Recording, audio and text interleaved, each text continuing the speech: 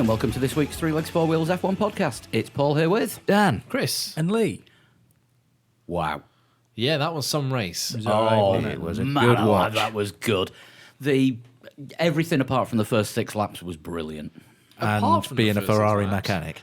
Yeah, because the first 6 laps I was trying to fix our web server so we could carry on doing the live blog. I was going to say there's some like more than 40 overtakes in the first 10 laps.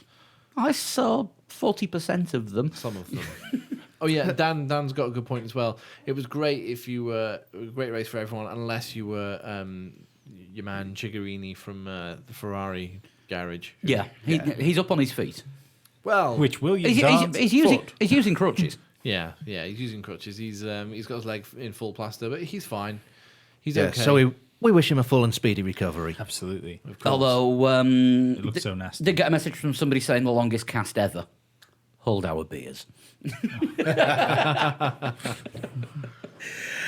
No, that was an absolutely spectacular race. I mean, it had everything: Almost everything. overtakes, strategy. Strategy's not working. Strategy's working.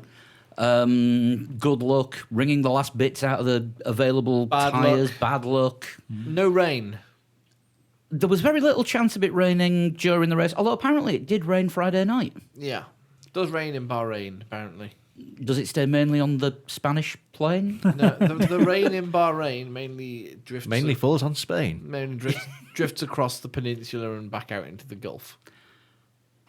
Who's writing the lyrics for your new album? I really hope it's not you, or you're getting a grown up to help you. I might need one. Anyway, it was some sort of mega race, really, wasn't it? Yeah. Right, shall we talk it through lap by lap? No. So, lap 7, the server's working, guys. In early 3 legs, 4 wheels days, we used to actually do lap by lap. For like the first, Incident by incident. was it the first 3 podcasts? I think we did lap by lap before we realised this is boring. It was 2 or 3, wasn't it? We realised pretty quickly that this was not a good show formula. Yeah. It's just like, we're coming towards the end of the race. We already know what happens. It was like Yeah. watching an episode of Columbo. Just one more lap, sir.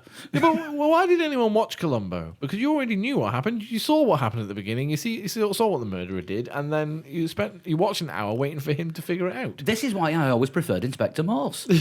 You saw the body, but you didn't see the body being turned into a body. Yeah, but So you don't know who bodified it. you do know that the first person you see the next day is the murderer. The first person that Inspector Morse speaks to, even if it's like... Even if he's just buying a sandwich. Yeah, it's the old lady's cleaning his room. That's the murderer. It's in the same way as that if you see Always the third diagnosis that House makes. if you see a bicycle... And it's never lupus. If you see a guy riding a bicycle and then a bus at the beginning of 999, that is not a good day for the bike man. No, you're quite right. Also, it was a terrible day for Danny Ricciardo Was. and Red Bull in general, Yeah. which is where we're going to start, I think, isn't it? Oh, that was so smooth. Give me a segue. And my wallet, because I had £5 on both of them to win. Well, that bet was never going to work. To be fair, they looked like they had good race pace in the practice sessions. It looked like they were going to be able to keep pace with Ferrari and Mercedes, but they didn't get an opportunity to show it. Well, I don't know, because, I mean, Max got that extra 150 horsepower in Q...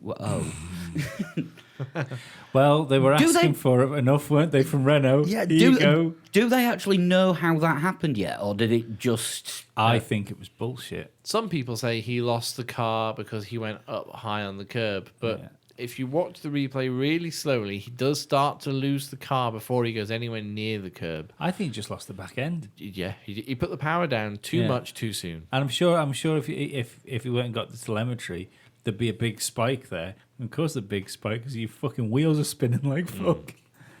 But yeah, I think he just lost it.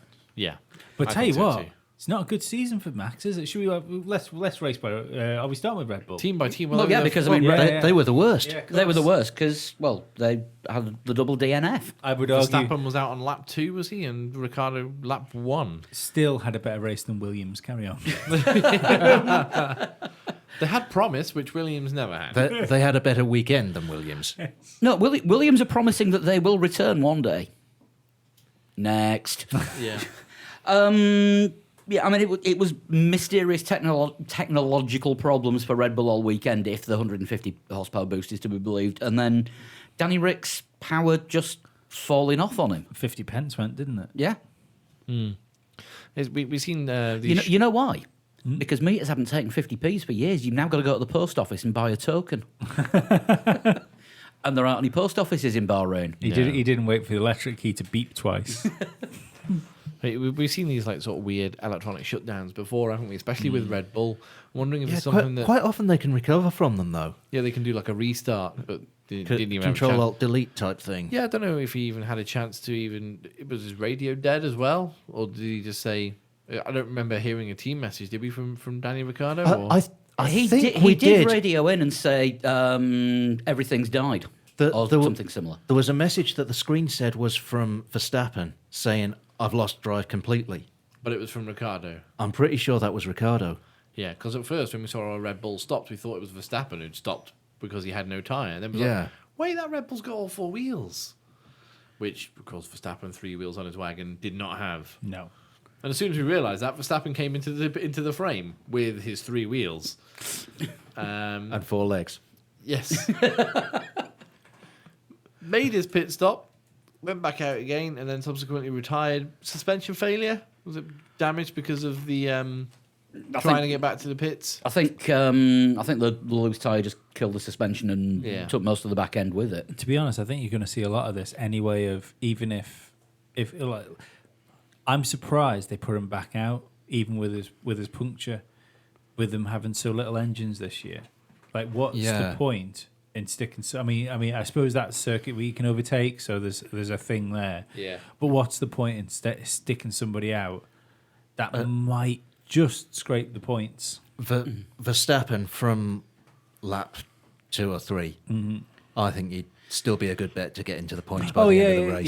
Yeah. But Apparently, it was the differential that failed. was it Right. But was he a little bit too gung-ho in that move on Lewis Hamilton? Or was he a little bit too aggressive? Not that I could see. Was he just unfortunate then that Lewis's front wing clipped his... I think he was as aggressive as you need to be as a racer. Yeah. Because some camps are saying, he went in way too hard there. That was Max Verstappen. I think it was a Mad Max incident. Yeah. Not crazy, but not ideal for the first lap of a race. He's a genius when it comes off, Yeah. Yeah, I mean that's but yeah. you can't. You're not going to succeed at a move like that every single time. But he seems, I don't know. There seems to be some. He seems to be under pressure for some reason. Do you know what I mean? You He spun in Australia. yeah, you get the feel like even when he's talking, there seems to be something that's a bit unsettled with him. I don't know whether it's the fact that the Red Bull isn't up there this year. Maybe it's some frustration. He's just signed a big multi-year deal with Red Bull. Yeah. And He's like, give me a title then. yeah. Well, Maybe he's worried looking down the field at Toro Rosso with a Honda engine in the back of it. I know they did well, but maybe he's still worried about the engines. It could be. Or the talk last year sounded like that it was going to be Team Max. Yeah. Maybe it's going to be Team Max if he can deliver X against his teammate. And if he's not doing that, then it's not going to be his team. And he's putting too much pressure on himself to actually deliver that. But that's just speculation. That's It's what we do best. Speculation and conjecture. Well, it's what we've got the most practice at. Let's put it that way. absolutely. Well, I think. Don't forget the pressure.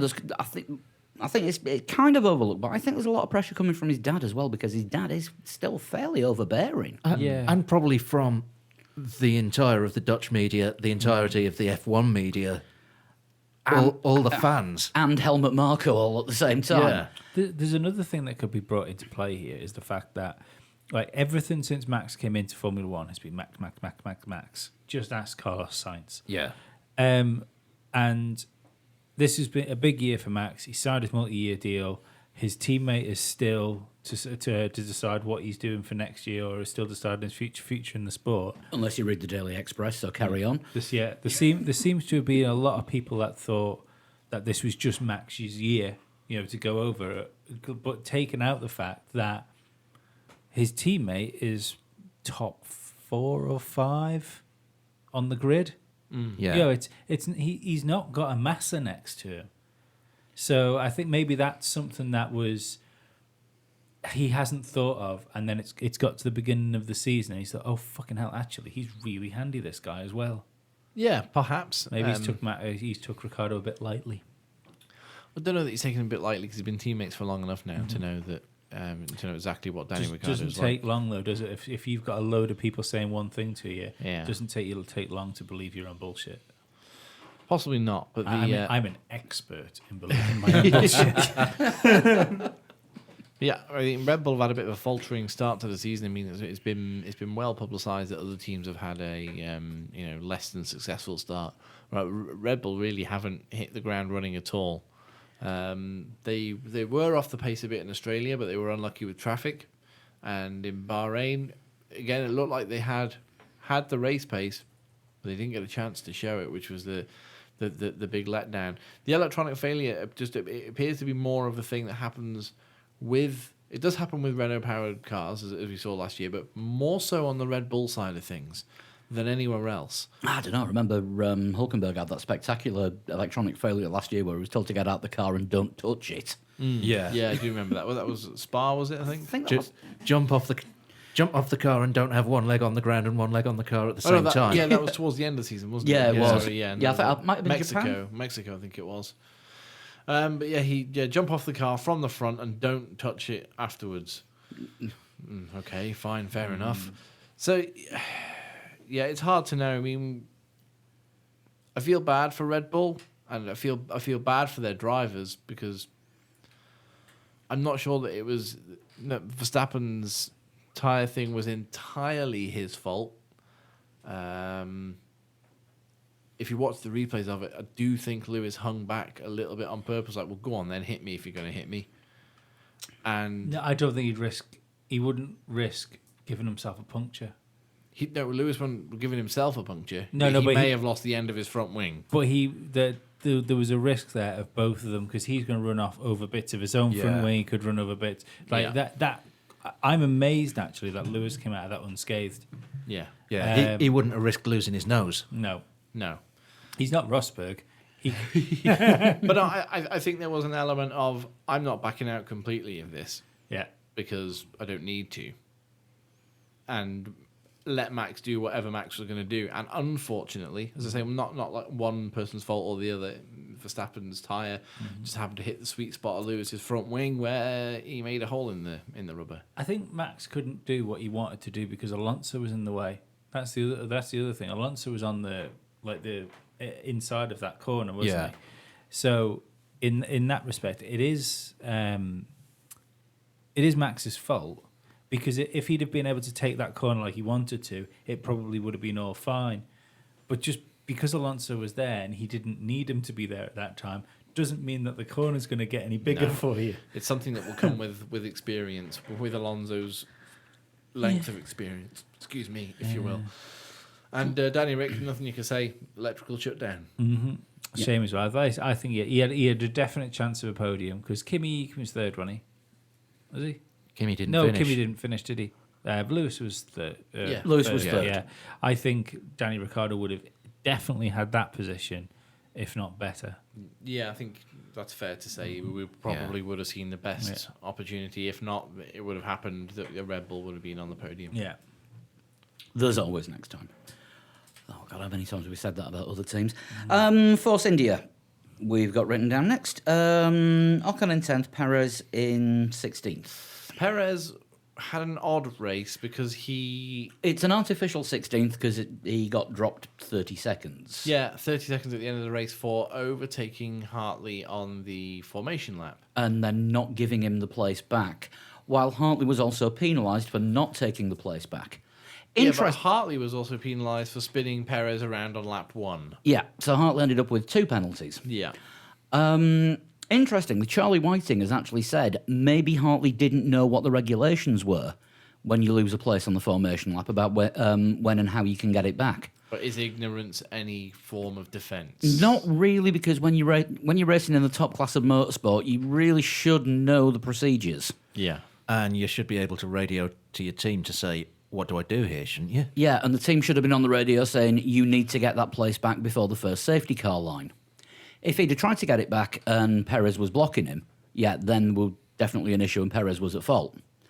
But Hartley didn't do anything to get it back and just thought he'd take his place back on the grid. And as it turns out, he was meant to go into the pit lane because he'd not got it back by the first safety car line. Right, okay. Yeah, why weren't the team telling him to do this? Yeah, they should have jumped on that, really. Do you think the Toro Rosso might have been took up by their one good car? One that was, that everything was being thought about. All eyes on Gasly. Yeah. They did have a bit of a, we've coined the term, thanks to Haas, the binary race. Toro Rosso did have a binary race, but We're talking about Force India at the moment, yeah. which again, I wouldn't call Force India binary, although the positions would say so. One in the points and one last but one. yeah, they've not fulfilled their strong fourth team position as they have done the last 2 seasons just yet, have they? I'm Not convinced yet. I'm right. I'm convinced they put so much development into last year. Yeah. That 4th place was almost like winning a world championship to that team. For the money that they needed to try Yeah. and push forward for this year. We saw the launch, didn't we, of a Force India esports team, Hype Energy drinks. Well, nine of the grid have now signed up to the esports thing. There's only Ferrari that haven't. Right, okay, but I noticed that when I saw the announcement, Hype Energy Drinks Force India, I was like, they've taken over the team. It's now called Hype F1, which would be an apt name, really, wouldn't it? Yeah, I really like Sergio Perez as a driver. I think he's, and I hope I'm wrong, but I think he's just starting to reach that point of his career where he's now always the nearly man. I think he's plateaued. I think this is as good as Sergio Perez will get. I think he's Sadly, yeah. I think he's over the hill. I don't know if he's over the hill. I mean, I still think he's. If you stuck him in McLaren, he'd probably do a better job. Well, he was in a McLaren once. Yeah, no, but now if you stuck him in, I think he'd probably do a better He's a job. different driver to who Yeah. he was I've then. said all along he had that year at McLaren was just way too soon for him. Yeah, Yeah, but it was. he'd do better than Stoffel, I think, if you put him in that car. Possibly. Probably, yeah. I think he'd do a similar job to Kimi if you put him in a Ferrari, if that's what you're after. If you want a number 2. I don't I know. think he'd do a better job than last year's Kimi. This year's Kimi, I think, is still looking pretty good. It's true. I think this year's Kimi's looking pretty good as well, but we'll get onto Ferrari in a bit. In a very long bit. Yeah. Ocon, on the other hand, I thought was pretty impressive given the fact that Force India didn't look on pace at all. This was more what all we wanted to weekend. see from Ocon. Yeah. He was a pretty bit underwhelming, punchier. wasn't he, in Australia? Yeah, but he's a little bit punchier in Bahrain, and I don't want to say he outdrove the car because that's difficult to say. It's probably worthy of around about 10th place at the moment. But there were cars who finished ahead of him who probably shouldn't have finished ahead of him, and there were cars that finished behind him who probably shouldn't have finished behind him at the same time. Well, yeah, I mean, when you think of it, you say that he'd be good enough for 10th. We did take 2 Red Bulls out of the equation early doors. And a Ferrari Yeah. at some point during the race, and And a Haas that had bodywork issues Yeah. that lost a lot of aero and speed. The only thing I would say is that and the one stoppers also changed a lot of the one stoppers changed their strategies right near the end of the race as well. Oh, yeah, but And you, some of the 2 stoppers did as well. but you can't write that in because racing incident. Yeah. Of course, yeah. But yeah, the Force India should be the 4th best car out there. Well, if in, you look at in theory. I don't know. They are never that good over the winter. So you don't see them coming out of the gate strong in Australia. You see them finishing the season strong. yeah, it was sort of Russia, Spain it's- last year where they started to sort of pick up Yeah, it's worse than we'd expect from them, but it's not dire. dire. I'd, yet. I'd argue that they probably shouldn't be the 4th best team. They should probably be the 5th or 6th best team because in the same way as when Williams were doing really well, they were doing really well because you had an off-pace like Red Bull or an off-pace McLaren. Whereas now, although McLaren aren't certainly in their qualifying pace this weekend, they weren't where they wanted to be, but I still think that McLaren will end up above Force India, and probably rightly so. The same with Renault, because you would expect they're big teams, and you would expect them to be ahead of the Force India. Yeah, but we said that last couple of years, and Force India just managed to pull this Yeah, magic. But sort that's of when magic race car out. That's of the when bag. these bigger teams like Renault was being rebuilt and McLaren had fucking a dog of an engine. So they did their job. They capitalized when other teams were having bad seasons. Yeah. But I don't think unless you can make a big step forward in your budget and like the general development of your car, you can't expect to keep finishing that. And expect the bigger guys behind you to keep tripping over themselves, because eventually you're just going to get shuffled back. Yeah. I mean, we may see that this season because, I mean, I think we are in for surprises. Haas have been the biggest problem for them. For Force India. Yeah. Yeah, they've made more of a step forward than Force India have. I think that's fair to say. Force India haven't made a very big step forward at all, if they have, from last year. I think that Force India probably went into the season thinking we'll hopefully be on the back of the McLarens and Renaults if they've made a step forward. Mm-hmm. They didn't expect to be on the back of the McLarens, the Renaults, and the Haas's. Yeah. Moving on next. Disappointment of the weekend, disappointment of the season, so and this far. is going to carry on. Williams are screwed. Yeah, totally. Lance Stroll on Saturday after qualifying in the pit interviews with Sky. I think it was Rachel Brooks asked him, Lance, what's wrong with the car? Everything was his answer. So is there any particular problem area? Straights, corner entry, mid corner, corner exit. It's all wrong. But that reminds me a lot of what Hamilton was saying last year about the Mercedes. Was everything was wrong with it, and at the start of the season, everything was. But once they figured out what the problems were and got the car doing what it should have been doing, it came good. I would hesitate to write Williams off just yet, because you do get teams getting stuff wrong at the start of the season, Much that like Force they- India. much like Force India, that they get a handle on, especially when you got people like Paddy Lowe on the team. Yeah, of course. He's Yeah. not just building a car out of matchboxes. He But- knows what he's doing. But to be fair, the only issue I think they're going to have trying to push forward is Martin Brundle said a great thing on the beginning of the Sky coverage. I don't know if you noticed whether we talk about Williams, and he was saying when you look at the personnel in this team and you look at the budget they've got, they should be doing better. They're doing a bad job with what's available to them. Yeah. And he said there must be something within the team. He said there's people pulling in different directions here. He said, but there's something needs addressed. I wonder whether there's a management change needs done. I think you can see the beginning of the decline of Williams when Pat Simmons left. I think there's too many cooks at Williams, Yeah, well, Who's in charge at Williams? Because Claire, you've got I think Claire Williams is massively in charge of the general running of the team. Claire Williams is still deputy team principal. Frank Williams is still team principal Yeah. in name. Yes, and then you got Claire Williams, then you got Paddy Lowe, who's a technical director, then you got Rob Smedley, head of performance. So hang on, who's in charge of making sure that team runs properly? No, but to be Yeah, fair, but you can say the same sort of thing about all Mercedes. teams, yeah. James Allison's in charge of how the technical things work. Toto Wolff is in charge of everything. And Nicky Lauda. Nicky Lauda. Doesn't do anything. Dr. Zed. Dr. Zed is just Mercedes. Nothing No, to do but, with racing. you still talk about big people and big personalities that have got to say in a team. Yeah. I think most teams are structured that way, where you have key players at the top of piles. But I don't think it's any coincidence that Pat Simmons left and Williams began the nosedive that it's been on since then. Yeah. He could be a man who knows or knew a lot more than maybe he allowed anyone else to realise. Well, he wasn't there for his witty banter, was he? No, good lord. It wasn't. No. I'm surprised. I got taken on by the FIA to make Jean Todt look funny.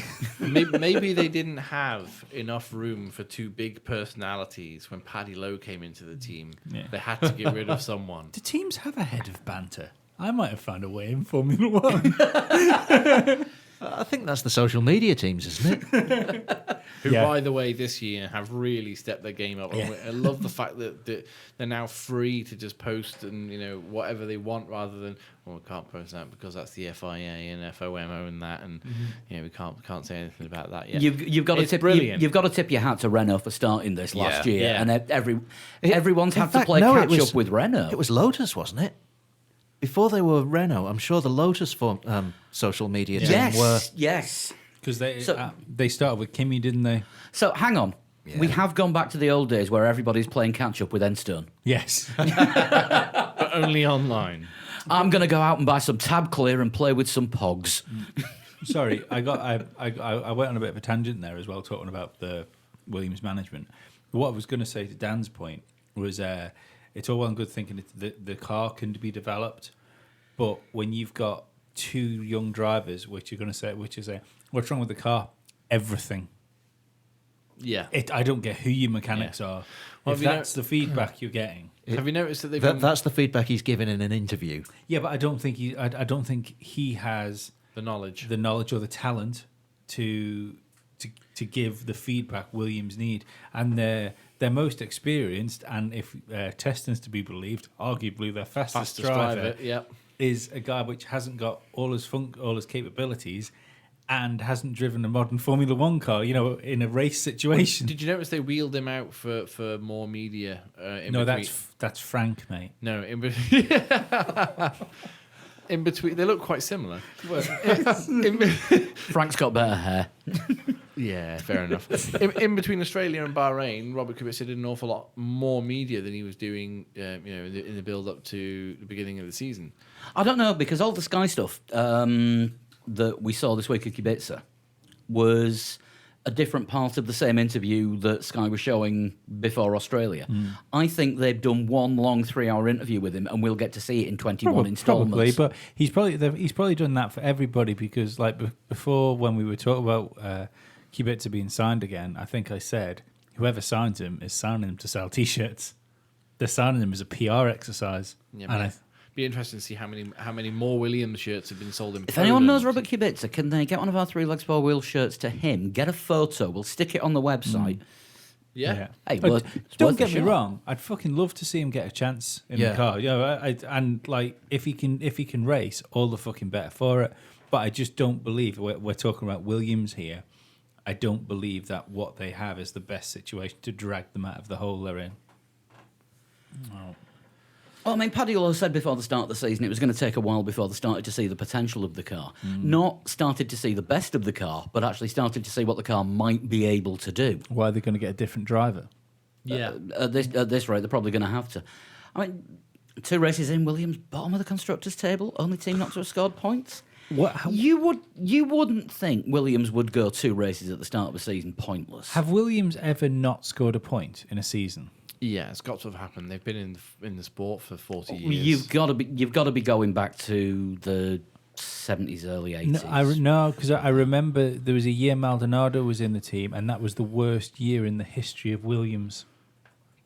Was it the year after the win? It must be, 2013? yeah. It couldn't have been the year of the win, but yeah, there was a year in modern history which was the worst year Williams have ever had, and I can't remember whether that was because they didn't score a point or whether it was because. No, it was 2013 where they scored 5 points and finished 9th. Right, bold prediction: Williams will not score a point this year. Yeah. That You is- really think that that is bad? pretty bold. Especially at this early point of the season. But it's I just not, think all the other teams seem to be on the ascension. Well, it's not. Yeah, it's That's not the looking problem. great for them, is it? To be honest with you, I agree with what you're saying about Sorokin and Stroll not being able to provide the right amount of feedback to the team technically, which is why they're probably having to lean on Robert Kubica a little bit more. There's a little bit of the romance of racing inside of me that wants to see Robert Kubica in a race situation in that car, Yeah. and I wouldn't be surprised if we got an announcement round about Monaco, Spain. So I'm only talking really the end of next month. Yeah. Where they said we're gonna put Robert in the car for Austria or Britain or something like that. So it's only for one race, but we're gonna put Robert in the car. Now and you say Sergei's Austria. gonna- I think Austria was one of the races where he would be running. He was going to be running on Friday. Yeah. Do you want to know what? I'd love to see that happen as well. But do you want to know why it won't happen? Because Sorokin's got the monies, and and Stroll, has too. the monies, and Stroll's contract is up this year. Did we decide that? Yes. Yeah. They are going to have to be both of them are going to have to be re-signed for next year because they lose the Martini sponsorship. Apparently, the Martini sponsorship isn't worth as much as people think. No, but it's worth something. And it So does make them one of the best looking cars on the Yeah. grid, if not the fastest. But I see that. I think that's the other thing you've got to think as well is the fact of because of the, it's very marketable as well. You know, Yeah. the Martini sponsorship itself is marketable, and it probably sells them more T-shirts because of how marketable that is. Just going back to the worst Williams season, 2011 was a 5-pointer in 9th place as well. 2012 was that anomaly where they won in Spain. Yes, and didn't do a great. Well, Maldonado Didn't do a anything great after deal that, The rest did of the they? season, they were relying on Senna to get sort of somewhere between 8th and 10th. But yeah, 2011, Barrichello got 2 9ths, Maldonado got a 10th. And 2013, Maldonado got a 10th, and Bottas got an 8th. See, it's a low benchmark, isn't it? A season with 5 points, but especially like, I know we'll talk about them later on. But if Toro Rosso and Honda are going to get their act together as well, and they're going to be like trying to score points, Yeah. I mean, every team this weekend looked like it had. Well, it could score points. Every team apart from Williams could score points. And it was amazing. Yeah. It was great not knowing who might get point. Nobody knew what was going to happen from fourth downwards. It's a good example as well. I know we're going to talk later on about the. We had a good idea who the top three was going to be, but yeah. But I know we're going to talk later on about the meeting that they had for the future Formula One. But just to keep this in people's minds when we talk about how close the midfield is, then maybe we should start taking more notice of what the big teams are doing to keep a stranglehold on Formula One. Because if the rules have done this where they've closed the midfield up, but it's still your top 3 teams at the top which are trying to keep all the money to themselves, and keep themselves up there. They're trying to keep themselves as F1A. Well, I have a good conspiracy theory. Not really a conspiracy theory, just an idea to talk about when we get to that point in the news. Is that why you've replaced your headphones with tinfoil? Yes. I get it. Go on, Paul. You can have one. Just one. Get off my headphones. That was far enough away from the microphone. Right, nosebleed time. Sauber. What? And their top scoring driver, Marcus Ericsson. I know. What happened? I know those words. I don't know them in that order, or I've not known them in that order since 2015. No, I'll tell you what happened. A brave strategy again from Sauber, and it worked for them. It did. It did. With both drivers. I mean, Leclerc was unfortunate. He got caught in a bit of traffic. He got caught in that battle with the Force Indias and the Haas's going on, and he had to sort of drop back a little bit.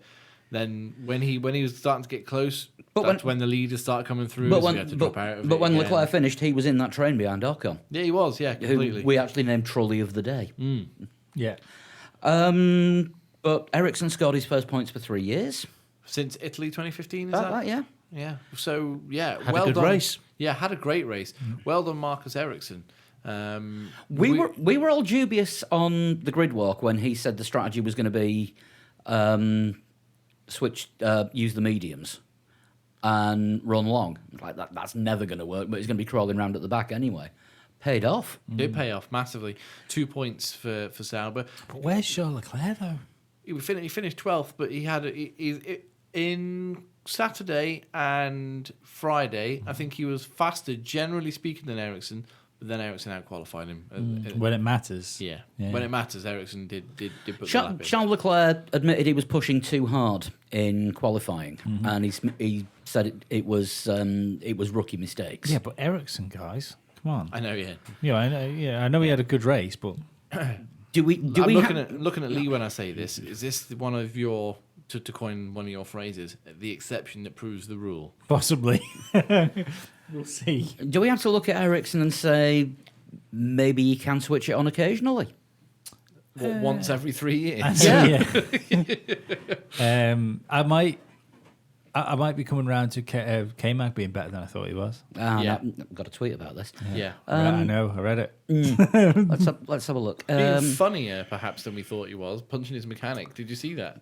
No. No one saw that. Punch my balls, honey. Yeah, he was stood there in the garage. I know we're not talking about Haas right now, but he was stood there in the garage with his hands sort of just cupped over himself, and just he realised that the camera was on him, and he was stood next to his mechanic, one of his mechanics, and just as soon as he realised he was on screen, to punch his mechanic in the balls. It was quick. Very quick. What is it about the boy and balls though? Don't know. But yeah, I'm just looking at the gaps, and Leclerc was about 10 to 12 seconds behind Ocon off the points. He was just caught up in a train of traffic. He was looking to attack when the leaders start to come through. Yeah, And that's when he had to drop off every time he got close because one of the other leading cars was coming through. Yeah. and Ericsson only his was second race. Yeah, and Ericsson was 10 more seconds up the road. It was good to see them racing with people as well. Oh yeah, Yeah, that's I mean, the fact that he was in a battle with two Force Indias and a Renault. well. I think that's the thing that makes it even more shocking about Williams, isn't it? Is the fact that everybody was racing this weekend apart from Williams. That's it. Well, no, 17 cars finished the race. Yeah, And The lowest car was one lap down.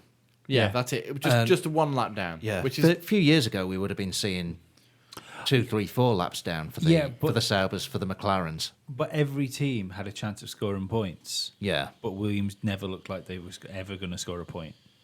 they weren't the last of all the runners either. Were they not? I thought they were. I thought they were. No, Williams were the last two to cross the line Yeah. It was because Perez and Hartley had penalties applied after the race. okay. So the two last cars over the line were Stroll and Sirotkin. Right. Okay, I thought Hartley actually finished behind. No, Hartley Williams is- Hartley finished in 13th and then Okay. was demoted. Yeah. Fine. Because Hartley was sort of sandwiched between the Williams, and he got past whichever one was in front, didn't he? Because I remember seeing that thing, and the well, Honda overtaking a Mercedes. Yeah. Yeah, I think it was Stroll that he got past. was it? Yeah. Yeah, but no, I mean, going back to Sauber, we're talking about them. We've slated them often enough in the past. This Alfa Romeo title sponsorship deal they've got, a little bit of a tie-in, perhaps. It's not a technical partnership with Ferrari, but it appears to be helping them an awful lot. Having Fred Vasseur in charge as well isn't going to do them any harm because he's done good things for teams before. Yeah. You know, he went to basically overhaul the entire operation and bring the right people in. Yeah. I mean, within 2 weeks of him starting, they're taking on 200 extra staff. yeah. I mean, imagine next year. Within 2 hours of him starting, he'd scrap the Honda deal. Imagine what they're going to do with this year's Haas next year. I'm having another. You owe me that much for that one. That's right. Yeah. Also, could we take a is that now that we've seen it on track for a few races, the Alfa Romeo Sauber, still beautiful. good looking good-looking car, car. isn't it? Oh, It's yeah. a good looking car. Well, there was a lot of people praising that car, wasn't there, in the pre-season? Yeah. So, because they were the one where people were saying, oh, they could be the surprise team, and then I think all the cars look really good under the night lights, but I really think that Alfa Romeo Sauber just Except it looks very similar to the Williams from above. it does. I made that mistake. Then I thought we were Yeah. seeing a Williams attacking a Williams. and it You wasn't. can tell the difference though. And I didn't think I'd say these words. The Sauber's the white car that occasionally overtakes someone. I was going to say this, you can tell the difference between the Sauber and the Williams because the Sauber's the car which was with the other cars. Yeah. But no, great finish for I mean, Harsh but 19.8 seconds behind the nearest car to them. Yes, I don't think you're wrong, actually. a great performance. Let's not be too harsh on Charles Leclerc either. He was racing pretty hard at points, and to finish 12th in only a second Formula One race. Yeah, Come on. yeah. Yeah, and a 9th place finish for Ericsson. As we know, he's a known quantity. He's usually useless, but he was a bit Useful. He was a bit handy, should we Yeah. say, this weekend just gone. So well done, Marcus Ericsson, and well done Sauber, because that's Yeah. that early points is a good sign. Yeah, Right. definitely. I think we need to promote Marcus Ericsson slightly in our live blogs. I will use one less dollar sign in his name. Right. You did well. You can have one of your S's back. I would. Can I vote for a change? Until you screw up again. Can I vote for a change? Get rid of the dollar signs, and he's now Pound Rickson. No, I want to keep it at the dollars because if anyone's using a screen reader, it'll just make life hell for them. No, fair enough. Renault up next. Binary. Yeah. Yeah, I think I saw a tweet from Bit Lee. anonymous as well, weren't they? Yeah, I saw a tweet from Lee during the race that Hulkenberg fully put the manners on Sainz. Absolutely. And Yeah. I don't know what happened to Carlos Sainz. I don't know if he had a poor strategy or if he had an incident, but he dropped off and he didn't really recover. Hulkenberg at one point was running fifth. I did notice this. Yep. I did have to put Yeah. put that on the live blog. Hulkenberg was in his statutory fifth position. But like last year, because Hulkenberg sort of had the measure on Sainz, didn't he, when Sainz joined the team? But he just joined the team. Yeah, so that was you'd expect acceptable. him to. But he does seem to just have the legs on him. Yeah, so if Sainz is as good as Verstappen and Hulkenberg is beating both of them, beating Sainz, I mean, does that mean he could easily beat both of them in an equal car? I don't. I'd love to see it. I wonder what. I wonder what being on loan does to somebody. I just want to see one race 1 year. Maybe in the summer break. There's 20 odd every year. No, one race in a year where there's perhaps in the summer break where they all drive normal car, just normal underpowered cars, just to see who comes out on top. That was an idea that was put forward on this F1 weekly program on Sky this week by one of the pundits. Is that instead of having a Saturday sprint race, Put them in F2 cars. yeah, so he Spec sees it series. something like as a spec car, and see where everybody is. That would be a real sort of drivers race, wouldn't it? Rather than teams, constructors, etc. It would, Yeah. but it's, see, if I would rather see, and I don't want to see it before the internet explodes. If you're going to do that, I think Formula One should be the spec series and make Formula One like that. I think to rip them out of their team's cars and put them in a Not all the time. Yeah, I just want to see it just once. yeah. Well, isn't that's what Race of Champions was hoping to be, isn't it? Yeah, but it's not. No, it's no. But yeah, I'd that to me is a gimmick, more so than like reverse pole or something like that. It is a gimmick, but people, including us, spend so much time discussing which driver is faster Yeah. than other Yeah. drivers, and can you compare A and B because of A, B, and C.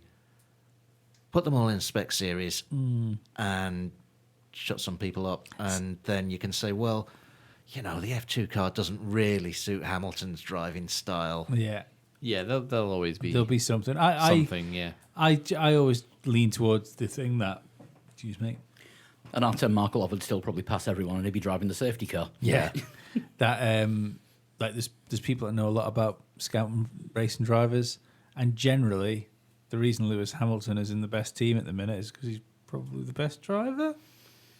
It's possible. They grew him in that test tube not to be second Yeah. best. And then Sebastian Vettel is number one driver in the second best team because he might be the second best driver. There's a And theme. Fernando Alonso. Well, currently, In the fourth best team. are they third, fourth? aren't they? They're third, I think, Third, in the sorry. championship.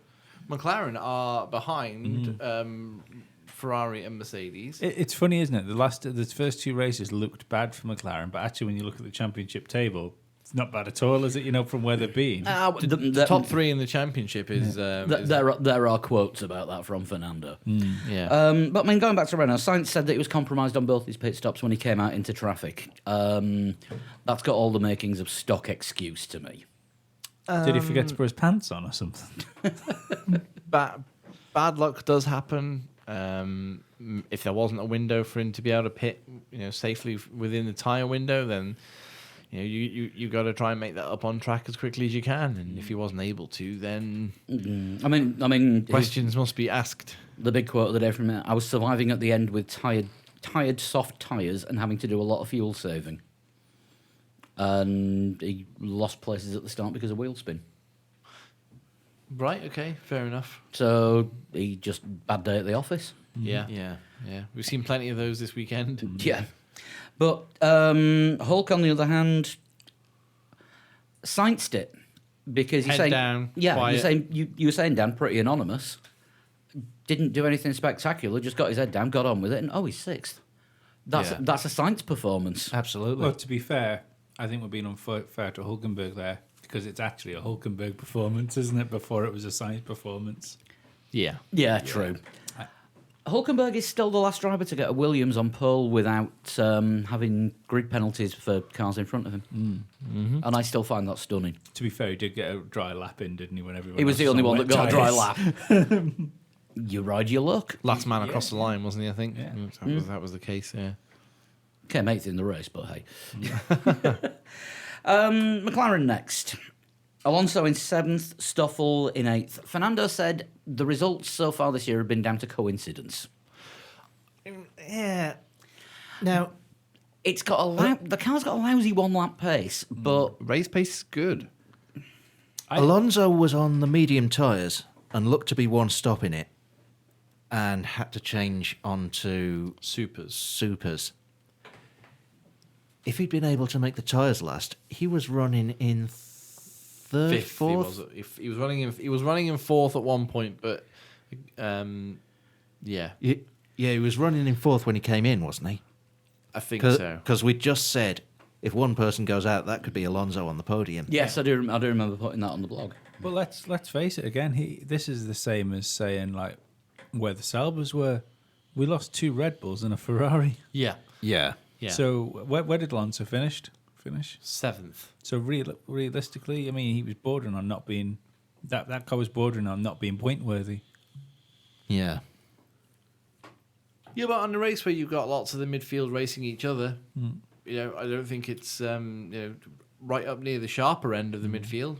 You've got both McLarens right next to each other as well. Yeah, I also don't. Van think Dorn had a weird strategy as well. He lost an awful lot of places at the beginning. Was last going into turn I'm going to one. say, going into turn one, he was terrible off the start. I thought he'd added like a clout or something at some point, because he looked so slow at one point. He just backed right off. He just stayed well out of trouble for that first turn. But yeah, he had they split strategy for the McLarens, but weirdly they both ended up on the track at almost the same point at the end of the race. I mean, Alonso did the usual Fernando thing and got a great start, and that helped. He just managed to get in with the right cars where they could put some distance between that train and the one behind them. Yeah. And, that's what a good driver does. They get a good start because they know they can capitalise on it. Still a lot of question marks over Stoffel. He's always got this constant just a few tenths off Alonso, hasn't he? Like, Yeah. It's so consistent. He was a fair few tenths, and maybe even more than that in qualifying. Petty for his thoughts watching the F2 feature race. Maybe if they do qualify in an F2 car, Stoffel would absolutely storm that and he'd be on pole every week. Yeah, maybe. Because maybe F2 is his sweet spot. Maybe, but he. I mean, in Q1, was it Q1? Alonso scraped through just because somebody else made a mistake. Alonso scraped through because he got his lap in before Grosjean. Yeah, I am going to Because they stick that. did have identical times. I'm going to stick that thing about F2 is that F2 seems to be having another like one of those blips where they seem to have a lot of talent yeah. in F2 at the minute. Whereas sometimes, I'm not saying this just because of Stoffel, it's not like knock Stoffel time, but sometimes when the drivers that can make it to Formula One actually make it to Formula One, or they get signed up as test drivers and reserve drivers, and like the really good guys won the world championship and they can't enter again. Yeah. You will get this 2-year phase where realistically there's no chance of many of the drivers making it to Formula One. You get a stale year. Yeah. And I do wonder whether maybe he ripped F2 apart during a stale year. Let's have a look. Who's he up against on the grid? That's just a theory, by the way. I have no idea who's in. Pierre Gasly, Alex Lynn, Johnny Cecotto. A lot of people not making it to Formula One there. Yeah, ones that made it to Formula One: Alex Rossi, Barely. But hadn't he made it to Formula One before that year? Yeah, he did. Yeah. I'm just looking for anyone else that's I don't consider Been- hiring a manor for a weekend as making it to Formula One either. been notable. Good God, how many teams did Johnny Cecotto drive for in 2015? I think the answer is possibly most of them. That's another note as well. I do genuinely hate what Valsecchi. Like, genuinely despise his commentary. You're not the only one, but all of you are wrong. I think he's all right. He's Marmite. Yeah. He's barely speaking English. He's barely speaking words of any language. Which is what Murray was like when he got going. And you're going to tell me you didn't like Murray Walker as well, aren't you? The best description of Valsecchi that I've heard, and I'm sure I've said it before on this show, is that Murray Walker used to commentate like his trousers were on fire. Valsecchi commentates like his trousers are on fire and somebody's dousing him in petrol at the same time. I don't dislike Murray Walker, but I do think he was commentating in Formula One 5 years too long. Possibly, yeah. But yeah, weirdly, we've been talking about McLaren and gone off on another tangent. Yeah, I know. Rather than doing it the other way around. Starting with somebody else and going off on a McLaren tangent. Well, now McLaren are feasible. We can talk about them less. We can. I actually think it was We've got less to slag off. So, Williams. I think it was a good, genuine, good pace from McLaren. And they're expecting more. They had an emergency meeting on Saturday night because they were like, excuse me, what's going on with your single lap pace? We thought you had your problems sorted and both Honda cars qualified ahead of you. Seeing as it's the Bahraini royal family that are putting most of the money into McLaren and also the Grand Prix and the circuit. And Yeah. effectively that was McLaren's home race and they both go out at the bottom end of Q2. Which was let's what they face were it- doing when they were the Honda team in Japan. I think it was the Honda Gasly being ahead of them, wasn't it? That was the issue. Yeah. Both Honda cars qualified ahead of both McLarens. Both of them. Oh, I Hartley didn't realize qualified Hartley. ahead did. of Oh, wow. Hartley got through. Hartley got I think, 11th or 12th. I must have not been able to notice that because of the tears. But yeah, do you know what? McLaren need to they do need to turn up though if they're going to constantly walk around saying how good the chassis is. We know what that engine can do now because we can see what it can do with Red Bull. Yeah. So, Fail. apart from fail, but there needs to be something now, right? And I genuinely thought that the McLaren would turn up this weekend and be up there with Red Bull. Yeah, you said it on last week's pod. Yeah. But I mean, I think I don't think they're. Excuse me. I don't think they're a million miles away. I don't think they're. I really don't think they're that far off. They'd have got 1 point if it wasn't for the retirements this weekend. And Red Bull, there were retirements, and Red Bull got no points. Yeah, no, but what I mean, pace-wise, if you just look at pure pace, Yeah, it's a fair point to make. But if also that strategies could have changed further down, and you could have had people who were in the points ahead of the McLarens who might not have been if Red Bull had kept I think- racing. But as well, remember there's 10 teams. yeah, If the 5 best teams all finished with all their cars, oh yeah, no, I realise that's that. all the points gone. All my point is that we keep saying they've got bad 1 lap pace and they've got good race pace, but I'm just saying that with all the cars still in the race, their qualifying pace is the same as their race pace. Yeah. So they I don't think they have got great race pace because they'd be in the same positions without retirements. Their race pace is better than their 1 lap pace. Um, The 1 lap pace, they were 14th, 15th. yeah, but if everybody else's race pace is a little better than their 1 lap pace, it doesn't matter. No, but that's not the case with everyone else's car. But it would have been if the Red Bulls and the Ferraris were there. If the Red Bulls and Ferraris hadn't gone out, they'd have still been in the same place as they qualified. They would have been slightly higher up. Because with 3 more cars, it would have been 10th and 11th. They qualified. Oh, yeah, yes. They qualified 13th and 14th. Right. Okay. Sorry, I was. And we're only so high because a Red Bull had gone out. Yeah, I was thinking they were 10th and 11th. They qualified 10th and 11th. No, they qualified 14th and 15th. So, They'd have jumped a couple of cars. taking the retirements into account, that's a net gain. Yeah, but it's not enough, is it? No, but again, had Alonso managed to beat the tyres out, he could have been 5th, 4th maybe. Yeah. He was ahead of Gasly when he stopped for those supers, and that dropped him down to 7th. Mm-hmm. Was it precautionary or was it genuine? Well, we could actually get some decent points here or have a tyre blowout. When do we do it then? When do we do what? When do we say, is this enough for Fernando? I think he's enjoying it at the moment. After he seems to be all after right. the start of the WEC Super Season. What was that? Did I see something ridiculous about that Toyota being like nearly 4 seconds a lap faster than any other car? Yeah, because they're the only LMP1 car now. There's a private entry from Rebellion Racing, but that's about it. So it's Toyota Rebellion, and there's a 4-second gap between them. Yay, Fernando, world champion! It's going to happen. Yeah. And you can't blame Toyota either because I don't care what happens in that season. They are going to want Fernando Alonso to win whatever that can be won with him behind the wheel. They've moved a race for him. Yes. That's Crazy. Yeah, it is. Yeah, it's crazy, but that's what's happened.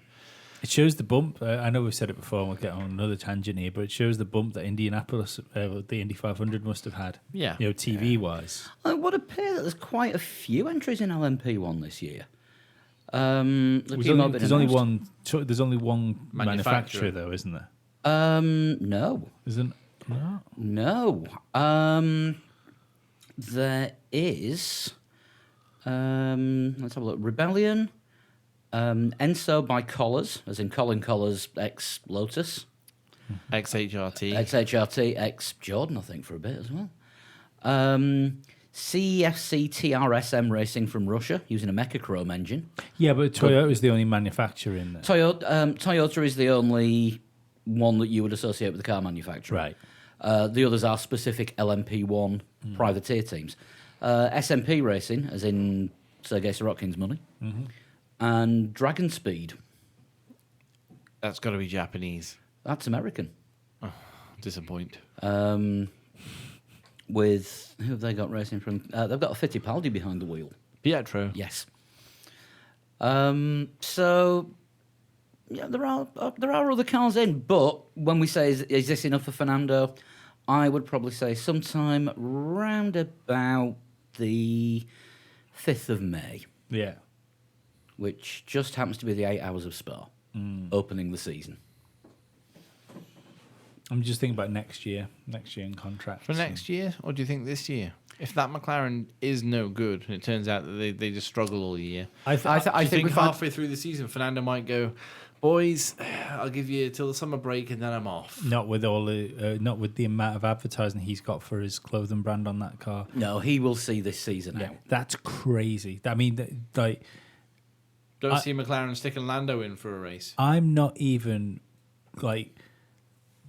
I reckon they gave him so much to keep him in the car. I'm not ruling out the fact that someone in that team had to give him a hand job.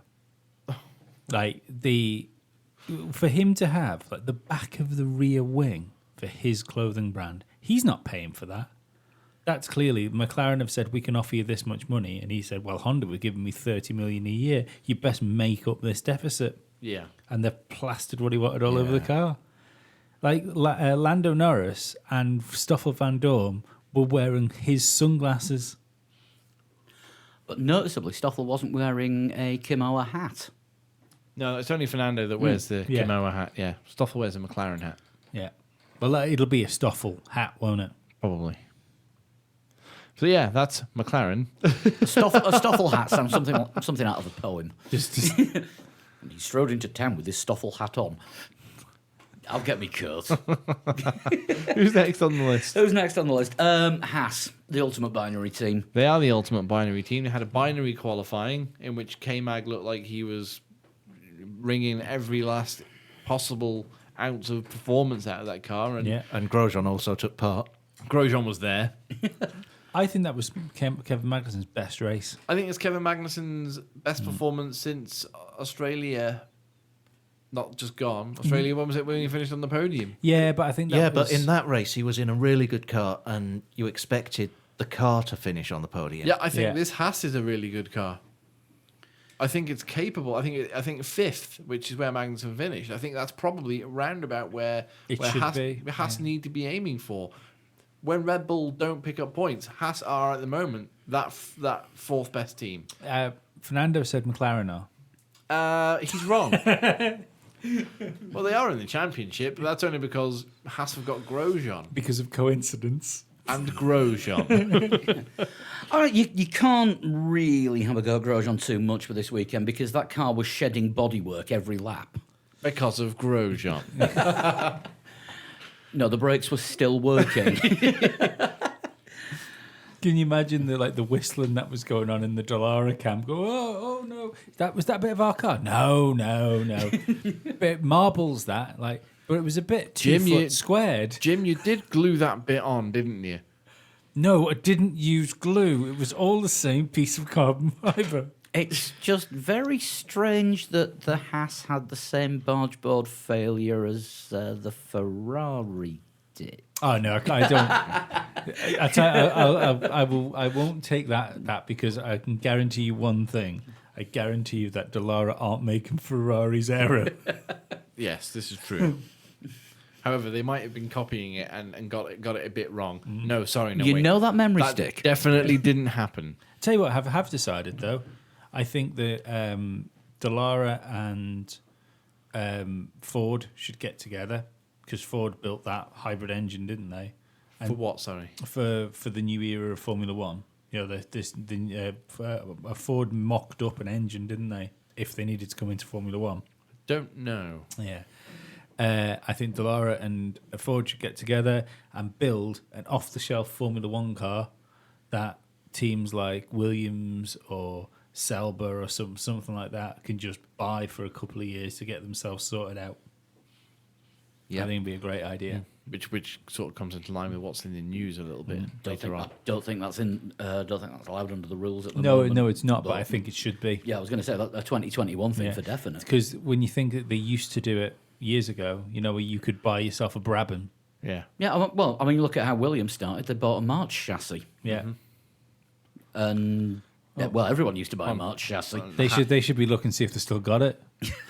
And Haas started by buying most of a Ferrari. And continued by doing something completely different. yes, Dan, something completely different. But Yes, they have the dancing pony. Here's a question, though. If we talk about Haas, do we think that they might fall back through the season, not because they can't develop the car because they haven't got the capability to develop, but if they're already using last year's car, maybe the window of development isn't as big as it is for the other cars? That's a distinct possibility, and it's been a trait of Haas's first two seasons in the sport that they start off strong and then fall off. Well, don't forget this is what Sean was saying a couple of weeks ago, wasn't it? Yeah. That Haas need to get the points in early because they do traditionally fall off. I don't know if you can say tradition after 2 years. No, I think you're probably right. But I think if your Force Indias are going to get it right at some point, they will be moving up the grid. If Williams are going to get it right at some point, or less wrong, and I think they are, then they'll be moving up the grid as well. I wouldn't be surprised if we see a B-spec year, you know, like we've seen for Force Indy before. Because that car does look a lot like last year's car. Talking of B-specs, I've just remembered this. This was a fact that Sean found out on Sunday night, actually, after the race. Marcus Ericsson was in a brand new chassis in the Sauber this week. Oh, okay. They used chassis number 1 for the first test, chassis number 2 for the second test, which Charles Leclerc has been driving, and Marcus Ericsson was in chassis number 3, which is possibly A B-spec Sauber. maybe a B-spec, maybe partially B-spec. Okay. Maybe we'd have heard something about that if that was the case. Sauber are notoriously crap at putting press releases out. They are very quiet about pretty much everything. So, but yeah, I mean, Haas have been. I kind of wish Grosjean had a better qualifying because I actually think Haas would have been 5th and 6th Then Lee would have been in tears because Fernando would have been out in Q1, though. probably. But yeah, I think if they can stop being so binary and get that car, you know, working for both drivers at the same time. That has been a bit of a theme for Haas, hasn't it? It has, yeah. yeah. It's, I think their consistent point scorers definitely for this first half of the season, right the way up, going deep into Europe, all the way up to Silverstone, maybe beyond.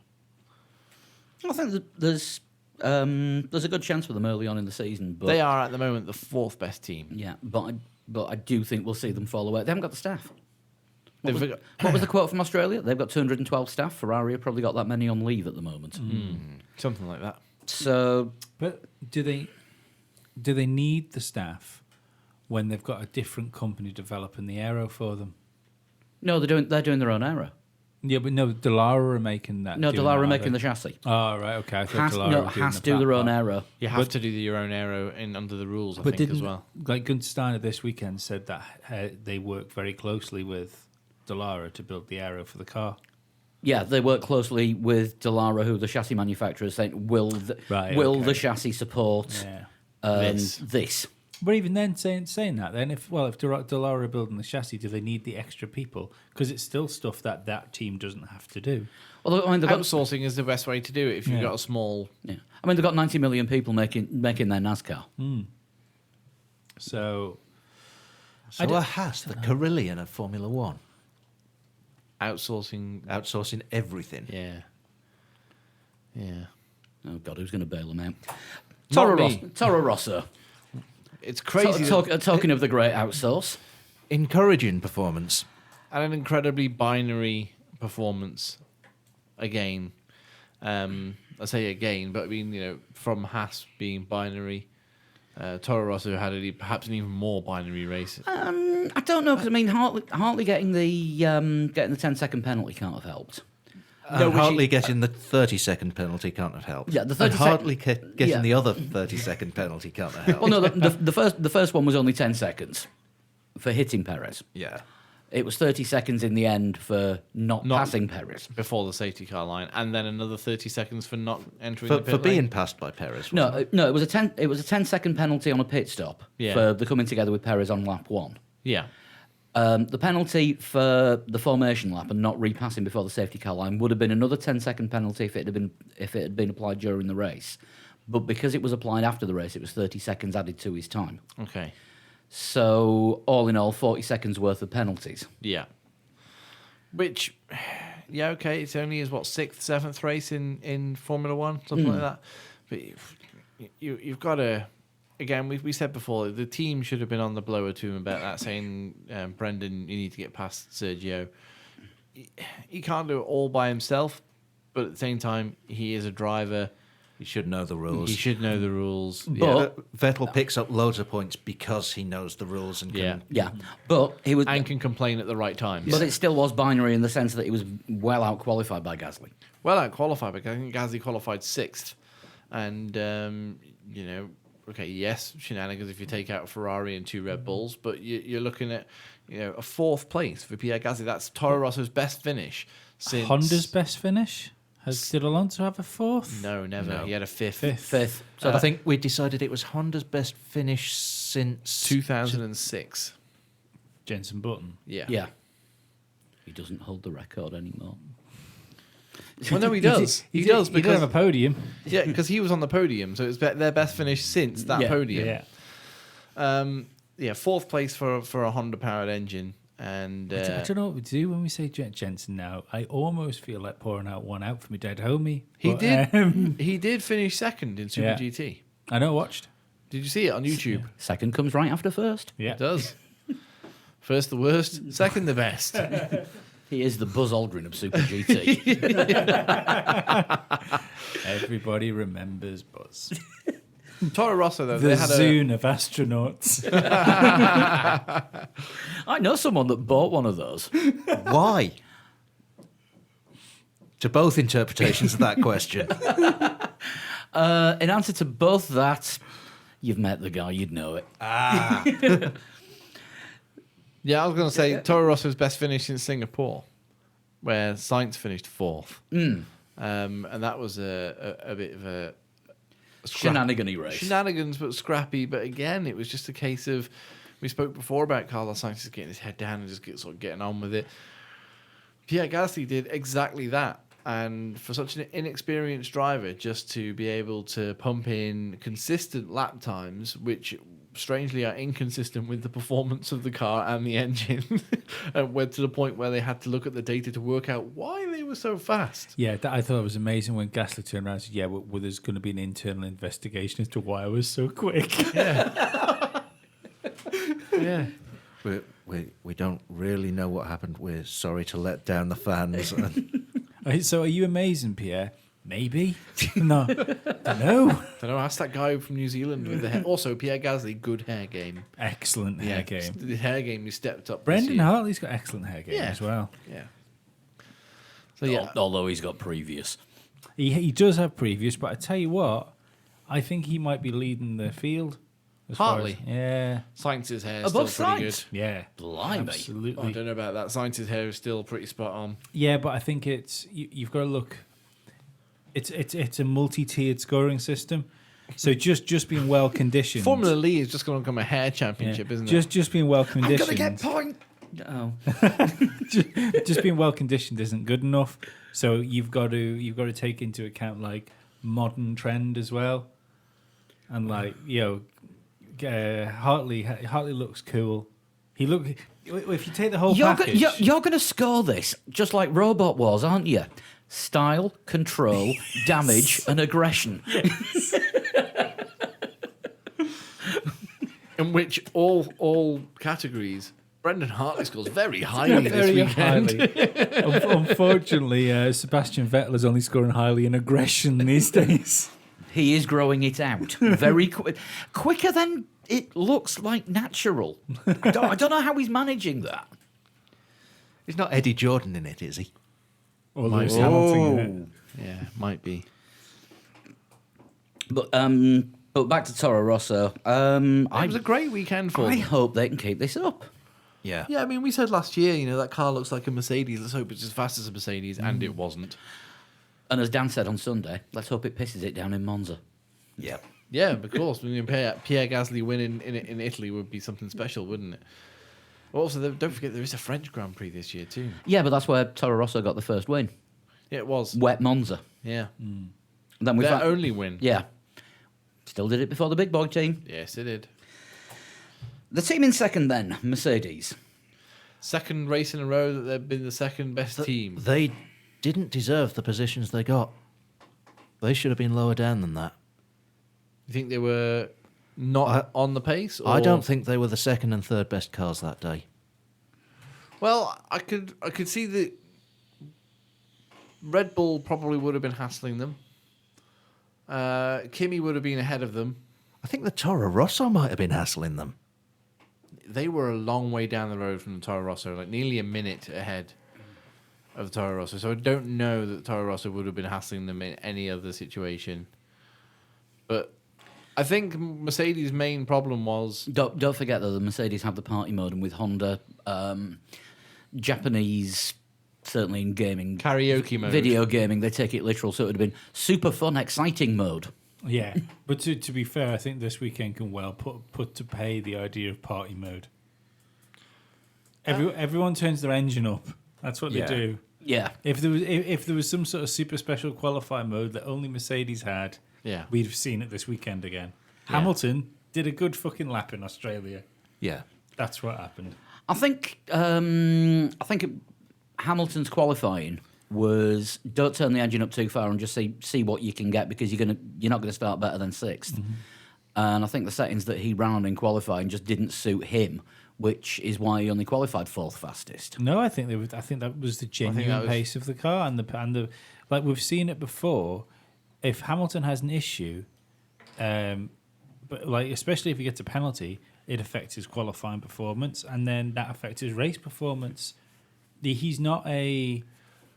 I don't think he's the driver. He's not the driver that rescues a weekend, so to speak. I wonder. We've talked before about how bad the Mercedes is at following. Yeah. Do you think they just set the car up to be able to follow instead of to be able to To be lead? fast, which possibly. means that it doesn't qualify on pole, but it can overtake when it needs to. Don't forget last I year. wouldn't rule that out. But don't forget last year Bottas beat Hamilton in qualifying as well there, because Bottas got pole last Yeah, year. he did. Yeah. So it might just be a Bottas circuit where it's not a Hamilton circuit. Yeah. Yeah, I think Mercedes were the second best team. I don't think you could say that they were much worse than No. that. And I think the positions, all right, okay, fair enough. Kimi didn't finish the race, but I think their positions were probably warranted and on merit as well. Yeah. Hamilton did that mental triple overtake on was it Magnussen, Hulkenberg, and Ocon, I think it was. That made his race. That if he'd have Yeah. been stuck behind them for a couple of laps, that it would have been a completely different outcome Yeah, for I him. said to Sean at the time, I was like, he was closing. Yeah, it could have been Gasly on the podium. Yeah, he was closing his eyes there, waiting as he went into turn one, closing his eyes, waiting for the tap from one of the other drivers that was coming into the corner a little bit too hot. You know, 4 cars coming into turn one is the kind of racing we want to see. But I mean, it was great that Lewis Hamilton managed to pull that off and made it stick. I reckon it would have been a Ferrari 1-2 if it wasn't for that. Because if you'd have Bottas finished second though. no, but if you took Hamilton out of the situation, then Kimi wouldn't have been pitted so early, and the 2 Ferraris could have ran their own race around just getting past Bottas. Because instead of it ending up being Hamilton and Bottas chasing a Ferrari down, putting them in the position where they have to leave Seb out for a million years, they could have just ran their own race around Valtteri. And also with the I just want to make the point as well with the Mercedes pace that they had towards the end of the race on the medium tyre. Okay, yes, Vettel's pace was falling away, but within a handful of laps, like 10 laps, the gap went from Hamilton being like 18 seconds down, and he finished at the end of the race. He was 5 seconds behind. Yeah, but I do think that was more tyres than anything else. Yeah, it could well have been, but Well, Bottas was on the same strategy. We didn't, Seb's tyres were absolutely shredded. Yeah. Yeah. but we didn't see Bottas make that much of a jump on Vettel. And I think he was capable. He got to within a second, but he just seemed to back out when it looked like. Well, when you get to within a second, you've got the dirty air coming off the car in front of you. You can't push as hard. Well, there's a simple end to this as well. He's simply not as good a racing driver as Lewis Hamilton. Or Sebastian Vettel. Or Sebastian Vettel. I think if you'd have stuck Lewis in the same situation, I think Lewis would have overtook him. And I don't think it would have took him to the last lap to get there either. I think Bottas always plays it safe. He doesn't tend to go for a risky passing move where you could either get the place, have to back off, or both of you are in the gravel. He's a little more calculated than that, and he won't go for the overtake unless he is 100% sure that it'll work. Lewis he's still got that, yeah, sod it, I'm going to go for this.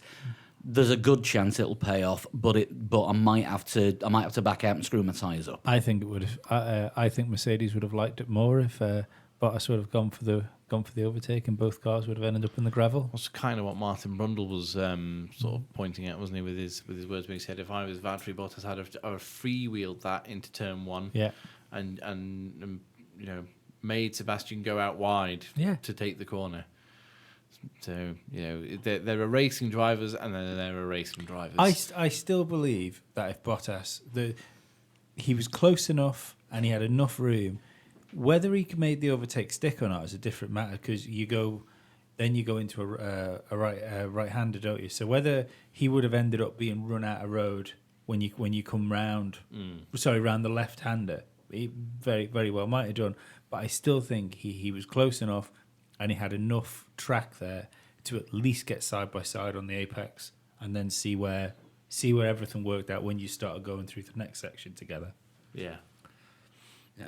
One thing Lewis Hamilton did this weekend, I mean, obviously there was the dickhead comment after the race in the cool-down room, but since then he's actually called into question Max Verstappen's maturity. Is he out of line doing that? I don't think Max is immature. I think Max is just a lot Max more is desperate. Yeah. I think there's something wrong with Max this year. I do think there's something different, and there's something reckless. I don't know what it is. I don't know why it would be. If anything, you'd expect it to be better because he's been signed up, and he seems to have a Red Bull team around him.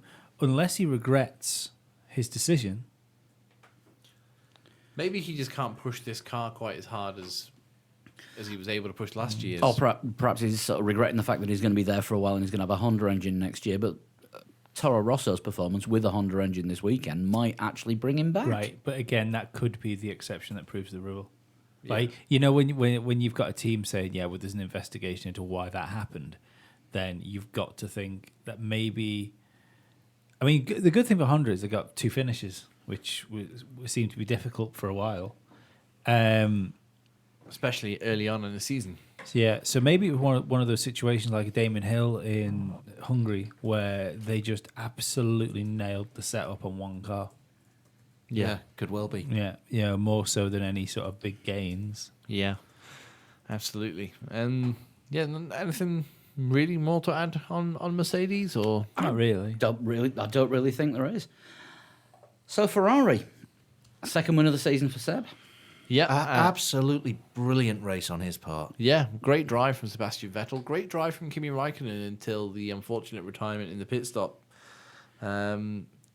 We've all got our own sort of theories, haven't we, as to what sort of should happen in a pit stop. Saw Nigel Mansell tweeting earlier on, asking whether or not there should be a minimum pit stop time just to allow everyone to clear the car safely before the car can go. Which, for anyone who's watched Formula E, it takes away a bit from the excitement of. Which they've now actually stopped for this season. And Excellent. Now it's just as soon as the driver is belted in, out you go. Yeah, and a friend of the podcast, Virtual Statman, said he doesn't want to see. It's difficult to disagree with Sean on this point. He doesn't want to see anything where you can take away an improvement curve of Formula One because teams are always looking to go faster in pit stops. A couple of years ago, it was 2.1 seconds, wasn't it? The Williams team. And it's 1.9 seconds, I think, is it the current Yeah, record? I think pit stops have probably reached their limit. We may see the odd hundredths shaved off, but They're always striving to try and take more time off, trying to find ways of getting faster, and that constant improvement or looking to improve is something that makes Formula One unique. And any way you can save time. So if you put like a minimum pit stop time on it, that detracts really from the improvement that teams are constantly It stops striving the teams for. fighting against each other and fighting against their last pit stop to be better. Yeah, exactly. But Because they know they can easily change those 4 wheels and make an adjustment on the wing in 5 seconds. there was an accident had. The guy broke a leg. Yeah. It's awful nasty. It's not just that. There's been 3 incidents now in the last 2 races. But we're not in Four if you count Raikkonen in Practice. In practice, Yeah. FP2. Yeah. but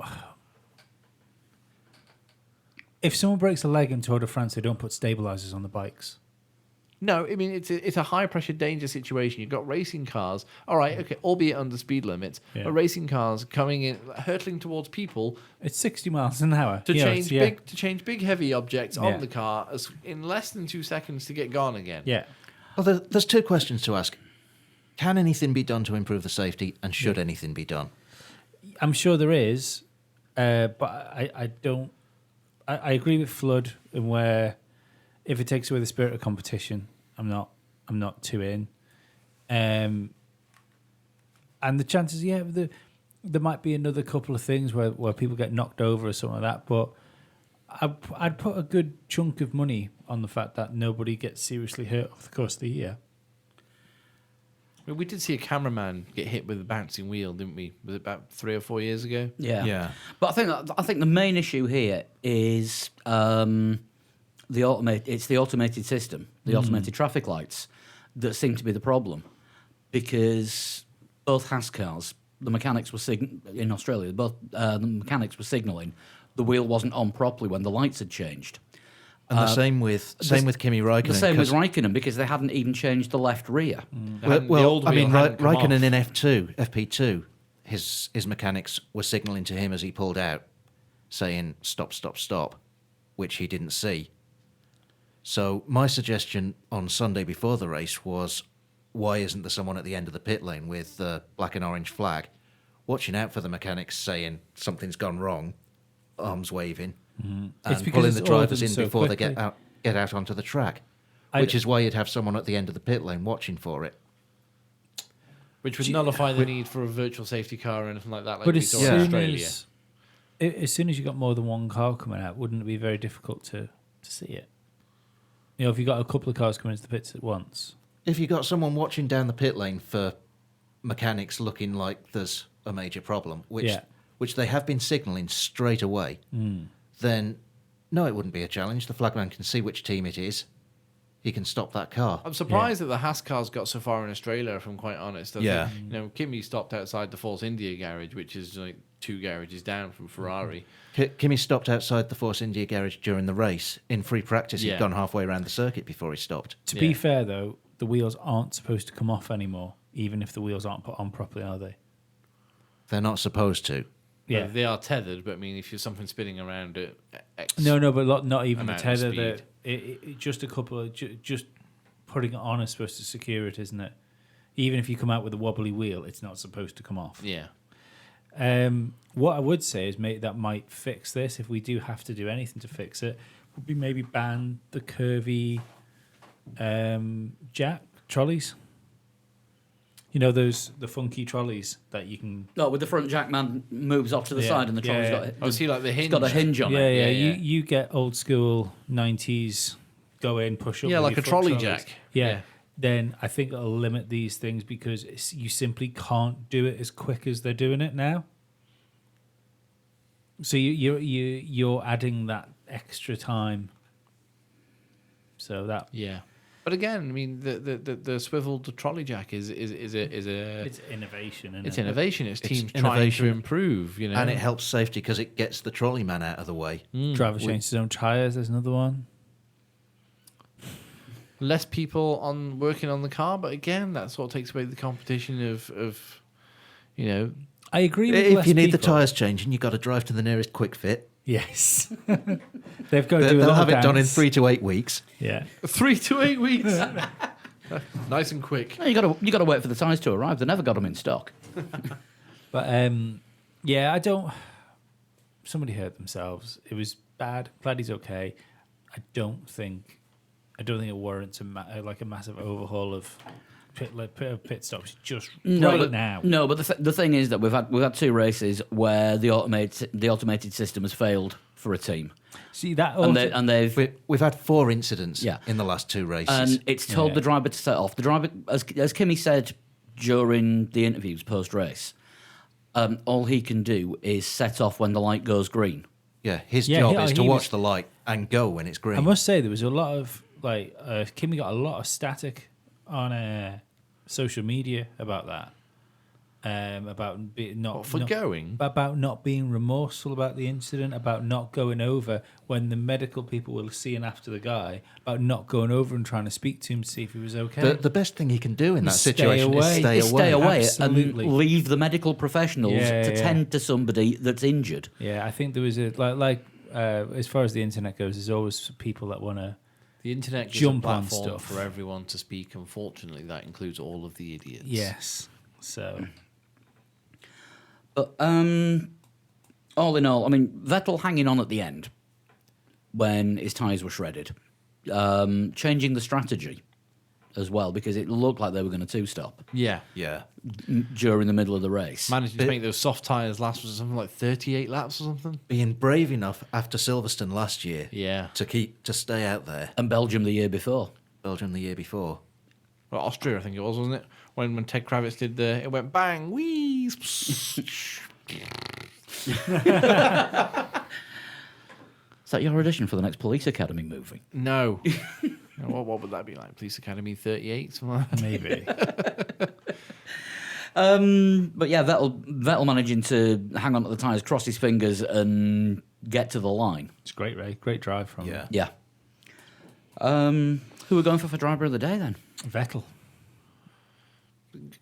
Hard to argue Oh, with Vettel. I would go with Gasly. Gasly. Yeah, I think actually. in the blog room we went with Gasly.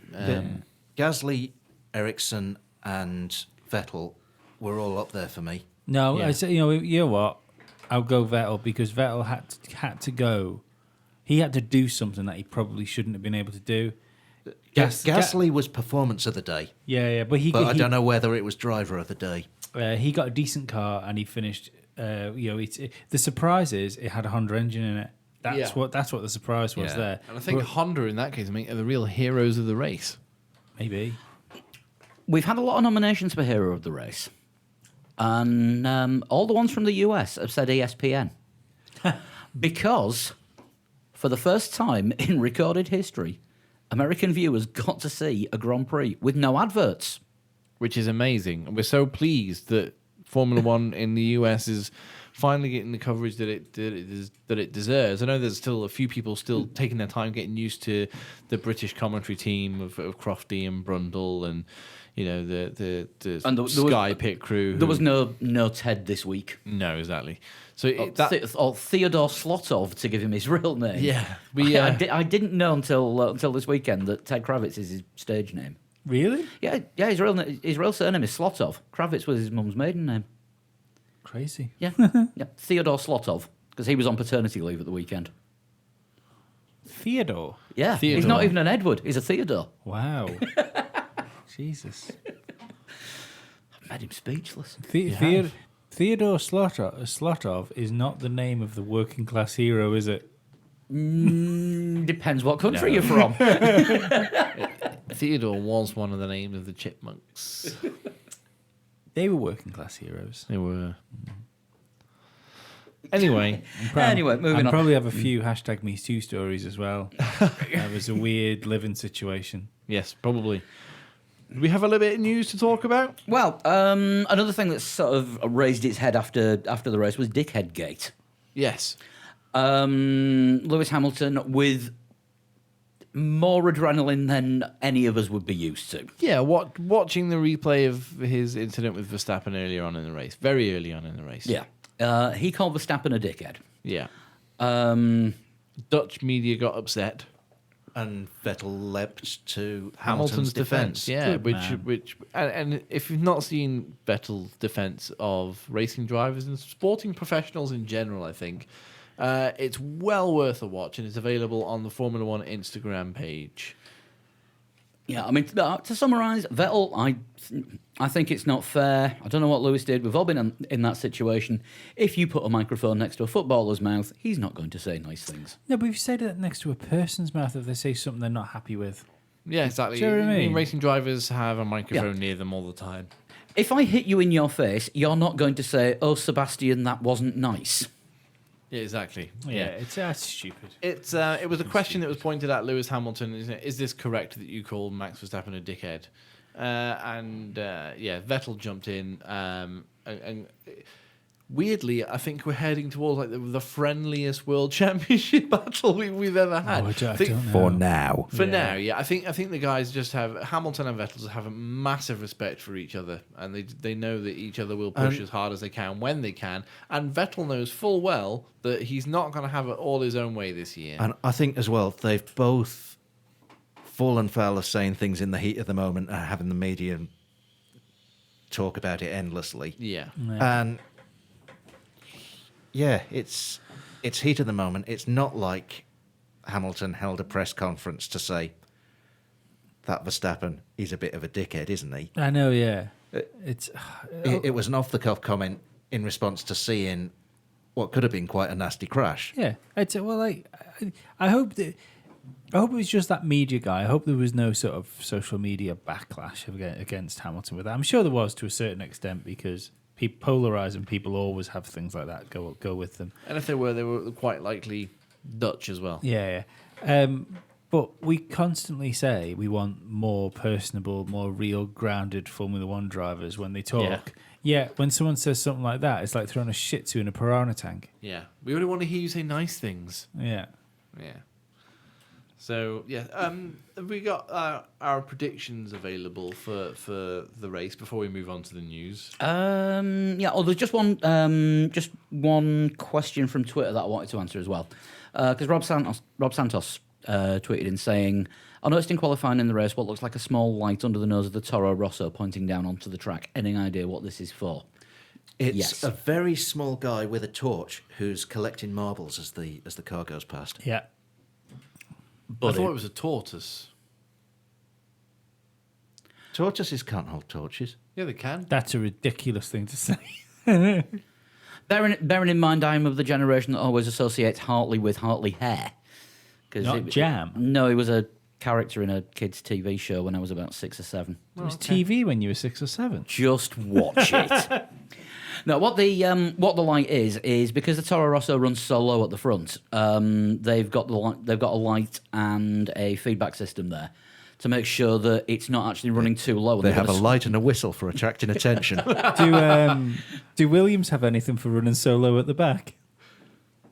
No. Good one. I thought so. But it's to monitor the ride height so they don't scrape off any more of the plank than they're allowed. So that proves the plank is still there. Yes. It's driving a Williams.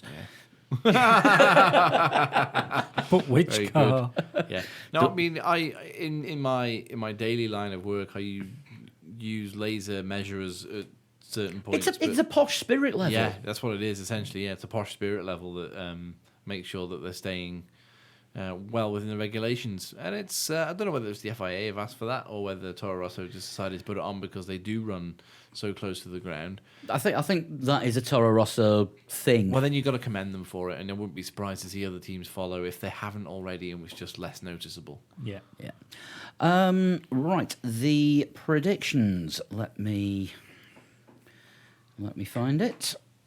We weren't exactly right, were we? No, but we didn't know that when we made our predictions last Monday, we didn't know that Lewis Hamilton was going to get a new gearbox and start from 9th.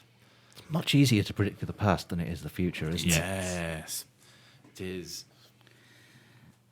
It's not loading. Oh no! I've witted as much as I'm capable. I know you I have. can't pad any I further. saw like there was a physicist asked about time travel on a video, like a thing I was watching, and he was asked whether he thought there would ever be a time travel machine. The guy turned around and he said, well, technically we already have one. He said, but it can only look backwards. The guy looked confused. He said, cameras. He said, all cameras are time travel devices, but we can just see the past with them. He said, that's their whole function, is to allow us to see the past. And I thought it was a fucking great That's way an amazing answer. of saying. I can also see the past on this webpage that's just loaded in front of me with the predictions Seamless. on. Right. Team effort. Who scored what? We'll start with Sean because she's not here. And she hasn't sent her China ones in yet, so I'll have to get those from her before she goes away this weekend. Yes. Sean went for Hamilton first, Vettel second, Raikkonen third. That got her 2 points. In the room, Chris, a Hello. Hamilton win. No. Bottas second, Yes. and a Raikkonen third place. No. 4 points. That'll do. Dan, I said exactly the a same. Hamilton win, Bottas second, Raikkonen third, also 4 points. Me, a Vettel win, Yes. Well and predicted. Hamilton second, No. no, and Verstappen third, No. 4 points. Getting a theme here. Lee, Pass. Hamilton win, No. No. Bottas second, Yes. Vettel third, No. 5 points. Because you got the whole top three just not in a the right different order. You were playing the right notes, just not necessarily in the right order. Oh, right. No, I thought I would have done much worse than that. To be perfectly honest, I hadn't really checked the scoring system out in the same way as that I didn't manage to check my fantasy thing either. Oh, but do you know what I realised? Well, I think we'll do a bit of the just to mention about the grid rival thing later. But I realised Pierre Gasly's in my team. Nicely, Has been since Australia. nicely done. Unfortunately, Sergei Sorokin was in mine. He isn't anymore. Oops. So, as far as the league table goes this season, I'm still leading on 10. This is predictions league Predictions table. League. Chris, you're on 7 points. Dan and Lee, you are tied for third on 6. Bearing in mind, 5 of your points came from this one race, Lee. And Sean bringing up the rear with 4. So, we need to do predictions for China, which we're going to preview very shortly. Yeah, should we do the predictions after we've done a little bit of a preview? I think we might as Oh, well. it's this weekend, isn't it? It is. It's Yeah. it's back to back. It's kind of a double hit show this week. It's a review and a preview. Should we look at a bit of news first? There's not much, but should we have a look at some news? Yeah, I mean, the first thing we want to say is congratulations to friend of the podcast. Can we say that? Yeah, I think we can. He's been on the podcast. He's been on the podcast. Lando Norris, fantastic weekend in F2. Yes. Pole position for the feature race, which he then won, and By some margin. by some margin. He was exceptional, wasn't he? And Yeah, it's- fourth in the sprint race with the reverse grid where he started from eighth. And nearly got third. Nearly got third. Yeah. Also, well done to George Russell for taking second on the grid for the feature race. Also, friend of the podcast. Also, a friend of the podcast, family of the podcast. Yes. Hard luck with what happened in the race there. Yeah, got off to a bad start, but managed to recover to take fourth in the feature race, and unfortunately, him and his teammate both had a problem with the cars on the way to the grid and on the grid Yeah. in the sprint race. So we'll kind of not mention that. that. But Gloss over it. It's fine. I think we're going to have a British F2 champion this year, or Artem Markelov, Who was also- quite stunning. who Yeah. went from pit lane to third. Yeah. Markelov was quite special as well. So Only question I've got there is even with his amazing job of overtaking all the cars, I wonder even if in clear air he'd have been as quick as Lando was. time will tell. Yeah, that would be an interesting thing to know. In the sprint race, he got into the lead and then buggered off. Well, In Artem yeah, Markelov. but you had Lando, which wasn't in clear air, and he had an engine that cut out on him. Mm. Do you know what I mean? I think that's what I want to know is if they were first and second on the grid. It's gonna be one hell of a fight between I would say those two and George Russell this season. Looks that way. F2 is going to be interesting. We had a lot of people tweeting us saying, "Can you do more F2 on the show?" It's like, yeah, we'd love to. We just run out of time. yeah, generally, there's- yeah. Not enough hours in a weekend to watch it all, and not enough hours on a Monday evening to record the podcast. No, I mean Formula 2. If you're not familiar with it, is a sort of feeder series for Formula 1 that generally follows the calendar of Formula 1. Don't think they're doing China, are they? I think their next one's in Baku. Yeah, that's right. yeah. So the next race is in a few weeks' time in Baku as a support race for the Formula 1, and you basically see the future talents of Formula 1 in the spec series. All the cars are pretty much the same. Yeah. The engines are the same. Or Japanese Super Formula if nobody can actually get a drive. It's kind of like old Formula 1 a little bit, really, isn't it? But more spec series. All the cars are the same, so it's really down to driver talent. And sometimes, whisper it, but sometimes the racing's a bit better. Yes, you usually get more overtakes. But we don't want a spec series in Formula 1, or do we? 50% of the audience wants one. Next thing up, Liberty's 2021 vision. Or lack thereof. They've managed to say things and put a press release out without actually saying anything. It's bullshit, isn't I it? think it's gauging reaction. We'll say this Well- and see what the reaction Well, is. they've put it out to the public. There are meetings going on with the teams, which every party involved has agreed to keep out of the media. Yeah. There's talk of a cost cap of $150 million for development on the car, which doesn't include marketing and driver salaries. Which is interesting because it's believed that Ferrari spend about 400 million. Although that $150 million, it hasn't been confirmed or officially denied. No. And as we know, never believe anything until it's been officially denied. Wouldn't it be amazing if there was an equal funds distribution? You know, at the end of the year for TV rights money, and the projected thing would be that they could give the teams exactly what the cost cap is. Yeah, I know what you mean. Yeah. They could Yeah. give the teams that money. Yeah, they To could. develop. They could. So Formula One is literally Self-sufficient. funding the teams that are in it. Yeah. I mean, one thing that they've said in the public document, they want to review the distribution criteria and make it more balanced. In other words, stop giving Ferrari quite as much money. I genuinely think we will lose for a Formula One team or two. Clive Williams has said, actually, that the new proposals are going to be the saviour of Williams. As the car certainly bloody won't be. Great. So we only have to wait 4 years. I think just the way that Mercedes and Ferrari are posturing with each other, I think this is a very real threat of them doing the breakaway thing. And I think they're welcome to, because I think Formula One have countered that threat by throwing in that the formula is going to remain road relevant and hybrid. And by countering that threat by saying that, they've thrown it open to other manufacturers Yeah. to come in, which I don't know whether I like independent teams or car manufacturers being in this sport, but that certainly throws it open for Aston Martin to complete like a full takeover of Red Bull before 2021. It certainly opens it up for. We know BMW have ummed and ahed about a return to Formula One, and then sort of not done it. It'd be interesting to see what other manufacturers will look at. I mean, we've seen that Porsche LMP1 hybrid, the old Porsche LMP1. Was it the Weber's championship winning car? Yeah, the That one, they've the one sort- that they've pimped and has now broken the outright lap record at Spa. I Yeah. can't help but feel that the future of Formula One might be independent teams that are hooked up with an engine manufacturer. Yeah, that could be the case.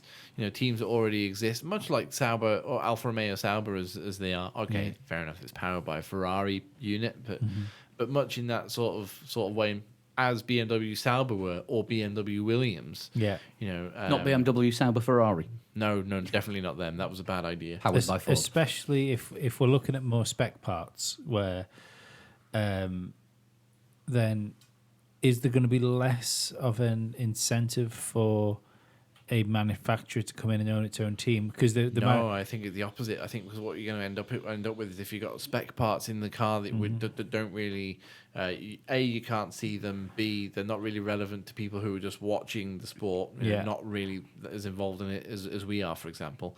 I think what you're going to see is teams less likely to linger at the back because of the spec parts. Yeah, I think you're right. It relies more on what the power unit and the aero can do for the car. But does that not lead more to independent teams then? Independent teams making I think good I know- aero packages. Yeah, I because know what you mean. if let's say like the reason Mercedes looks so good at the minute is because they're doing all the engineering work on that car. Yeah. So if all of a sudden there isn't as much engineering that needs to be done, then is it worth having these massive facilities? To do it all in. Yeah. Ran out of the words there. No, I know what you mean. I wanted that sentence to end better. You are not finished good. No. No, I know what you mean. Honda, will they take over, Toro Rosso team, for example, but still have some sort of base in the factory in Faenza, utilizing the people who already know Formula One really well. Yeah. Rather than trying to take it all the way back to Japan as they appear to do in. I can't help but think Formula E is going to become the manufacturer's series. It's possible. I mean, It looks to be going that way. that could become the manufacturer series, and Formula One could become more of an independence thing. Yeah. Or you might find that what Formula One have decided to lay out in their blueprints is also a counter not just to the threat of Mercedes and Ferrari breaking away, but also the threat from Formula E, because they know that there are big entries going into Formula E, including Mercedes. Is it next season Mercedes going to Formula E? Yeah, because next season's the year when it's no car changes and the only pit stops will actually be for tyres. Yeah. So they don't want to lose face. They don't want to lose eyes on the sport. They don't want to lose interest, basically, from the teams who are already in place. So, what actually comes to fruition, I wouldn't mind betting, is probably quite far removed from what they've said in public. Oh yeah, to be fair, I think it's good as well, because how many times have we seen Formula One air its dirty laundry in public? Constantly. Yeah, so wouldn't it be great this time if they could sort something out before they come out with the proper press release for it? Well, if they do everything behind closed doors, what are we going to talk about for the next 2 years? No, but What they may or may not be talking yeah, about. it means we can say anything. I've heard rumours that they're going to get rid of wheels and go to a zero-G formula by 2021. No, Lee, this is just your dream to make Wipeout real. Yes. Wipeout's about to be real for me next week when I order it, because it'll go great with my PlayStation VR. Apparently it's amazing. Does this mean you lot are just going to be moving into mine just to play this constantly? Maybe. Might see me at the window. Well, no, I won't. Why not? I'll be wearing a VR headset. Oh, good point. Yeah, but you've got a 360-degree camera. You can see everything. Not if it's not switched on. So yeah, I mean, there's plenty to go through and to look at when it comes to the press release. Is it worth calling it that? Well, they The- put an the- official press release out. Yeah, but It was more of a statement of intent, wasn't it? it's a statement of intent. It's not a plan to fix Formula One. It's not a plan of what they want to do. It's what they've done is they've had a meeting and decided that they need to have more meetings to make things better. So they had a meeting to plan out their schedule of meetings, which they are going to get a steering committee to form a strategy group. Probably. Would you like my bold prediction for the future of Formula One? The Would love it. Formula One stops being an FIA championship, and because where are the FIA right now? In all this, Place de la Concorde, Paris. yeah. But they're fucking silent.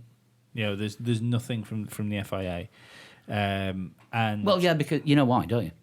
Everything got released on Twitter, and Jean Todd's secretary hasn't printed it out. that's another problem. Sorry, the Twitter. From the Twitter.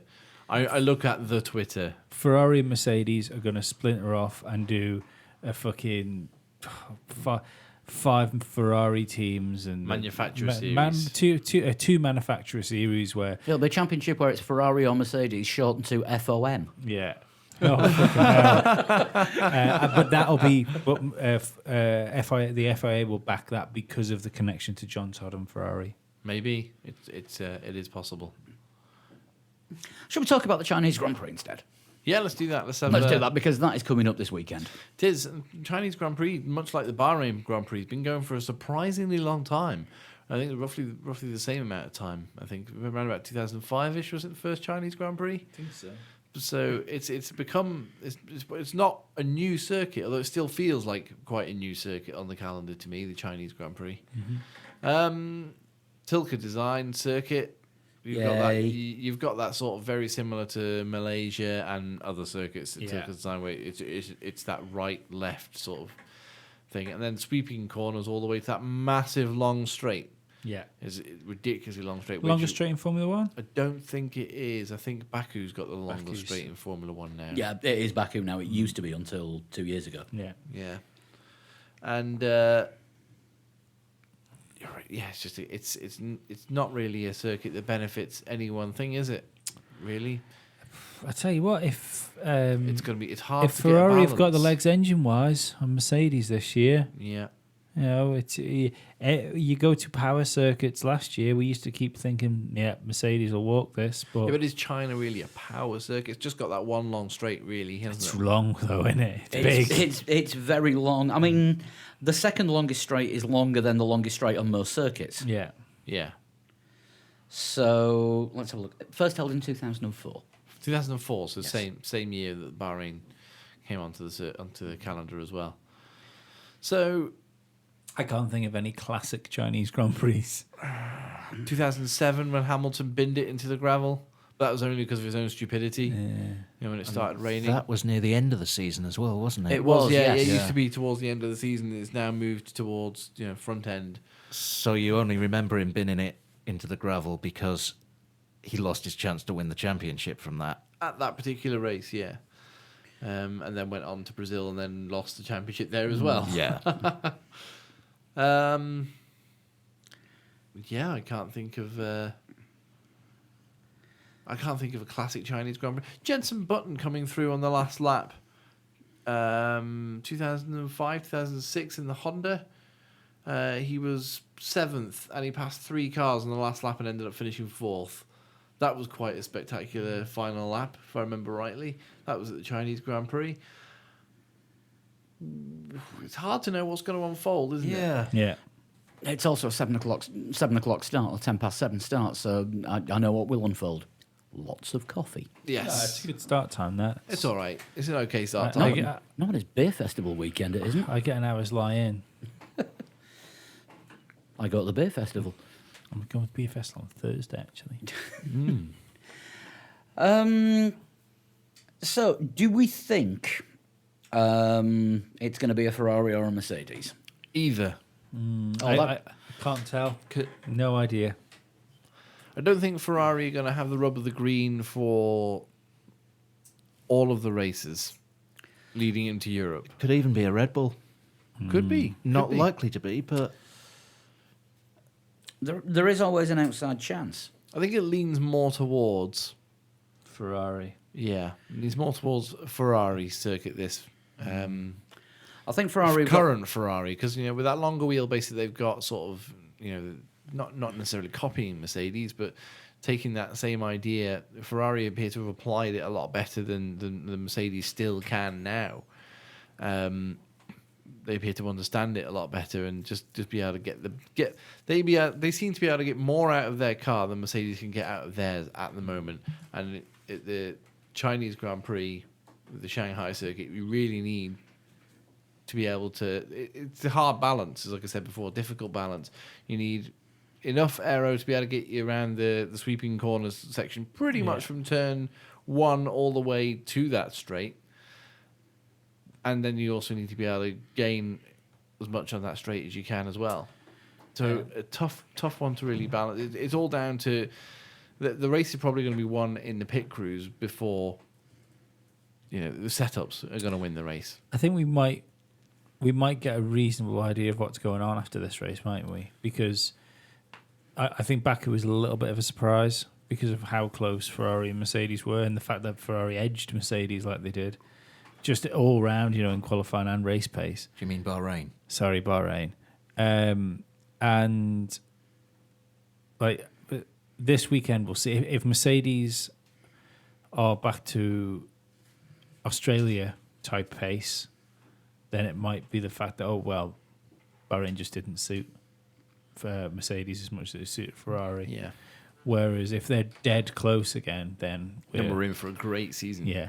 And I think all the way down the field, the midfield, I want to see the kind of fight we've had in Bahrain this weekend just gone. Whether or not we get it is a different question altogether. But I think this is the best midfield I can remember. yeah, definitely Yeah. In Formula One. yeah, you've seen Haas fighting with Saubers. Yeah. You would Haas are now the 4th best team. Yeah. I believe on pace alone. And you got Sauber, who we think probably one of the slower teams. We also thought Toro Rosso would be the slowest team. They were 4th. So This is going to be a telling one for Toro Rosso because of those long straights. Now, McLaren have struggled with long, fast straights throughout the whole Honda era. This will show us how much Honda have improved. well, in the speed If traps, they have. in the speed traps in Bahrain, Hartley I think topped the speed traps. Yeah, but it was the energy gathering that's been the problem. Now, you need to have a lot of energy stored For that straight. to maintain that speed Yeah. on that straight because McLaren have struggled massively. Yeah, I remember. Now you mentioned that, I remember Alonso having big problems, both cars having big problems because they were running out of energy before halfway down the straight. Yeah, weren't they? by the end of the straight, it was something like 30 kilometres an hour down. Yeah, it might be 160 more than horsepower. I remember being on board with the car, passing Alonso, and it was just a case of he was kind of in front. All of a sudden, drop off. Yeah. The car zoomed past. It Yeah. was- So this will be interesting to see just for how much Honda's improved, because there's no doubt they've improved, because they got 2 finishes in Yeah, Bahrain. yeah, definitely reliability's improved. Yeah. I think it's just going to be more telling as to whether The ability to have the speeds there as well. It's the ability to maintain the speed. because if Gasly was down where Hartley was, we'd have gone, oh well, reliability's improved, pace isn't there. We just need to know now whether Gasly's pace was just a one-off, like just one of those freak races sometimes where you have a car which is just up where it shouldn't be for some strange reason. Like Williams at Baku. Like I said before, Arrows at Hungary. Yeah. Yeah. Right, predictions. Top 3s, heroes and villains. Who wants to go first? Not me this time. I'm going to go with the same prediction as last time. Same prediction as every year? Okay, fire Which away. I think was Hamilton, Bottas, Raikkonen. Okay, and your hero and villain? There's no points for these, it's just a bit of fun. It would be lovely to see Toro Rosso as the heroes.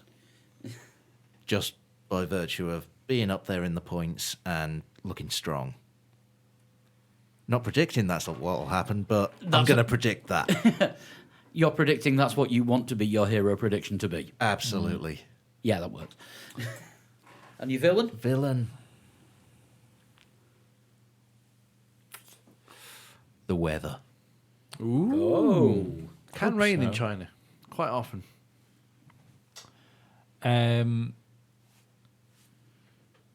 Least Top thinking about it. 3: Vettel, Kimi, Hamilton. Hero.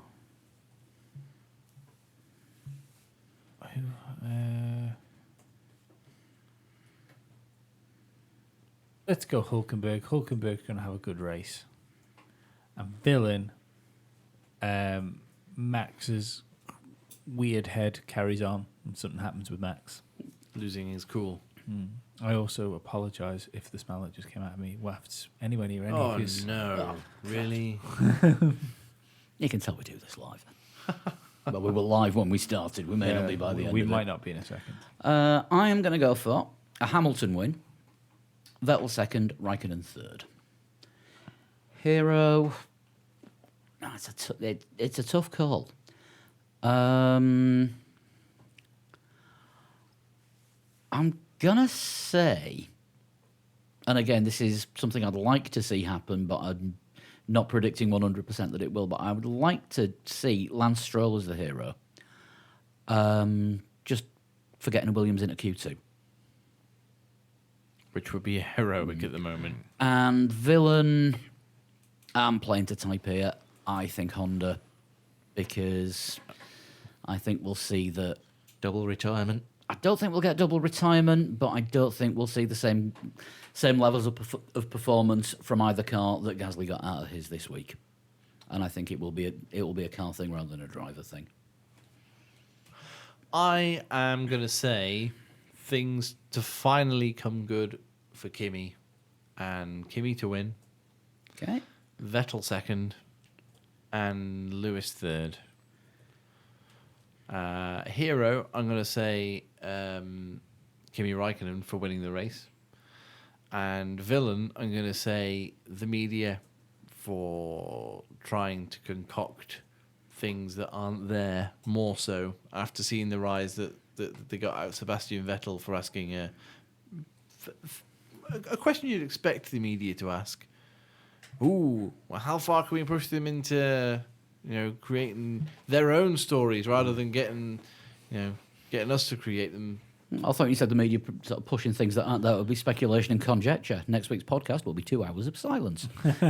No, well, yeah, absolutely. But Sebastian was right in what he said, and that the media do try and create stories out of nothing.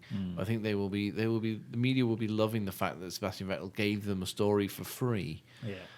So they didn't have to write anything; they just had to transcribe what Vettel had said, and they're now probably thinking of ways that they can get drivers to react in that kind of way.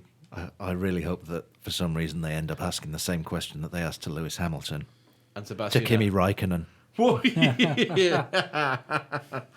Yeah, or in the pre-race drivers' press conference. Oh, did anybody spot Kimi had an absolute wonderful Kimiism just before the Bahrain Grand Prix? No. In the drivers' press conference.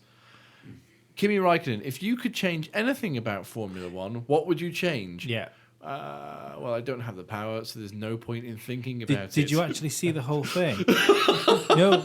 Did you actually see the whole thing? No. Because he went off on the reporter almost in the same way as Sebastian did. Because he gave it. He said, "You keep asking us these questions, and there's nothing I can do. I don't choose the rules. Why would you ask me about it?" He said, "All you do is keep coming in asking the same questions." But yeah, it was very, very similar vein to Sebastian. Managed to miss that entirely. Right, can I request that we do Formula Lee first? Yes. Because my laptop battery's about to run out because I haven't brought a power pack with me. Go on then. Let's run down the top 20. Right. Well, just to say, in the room, 2 people didn't enter. No, Sorry. I didn't. Yeah, no, I didn't enter either.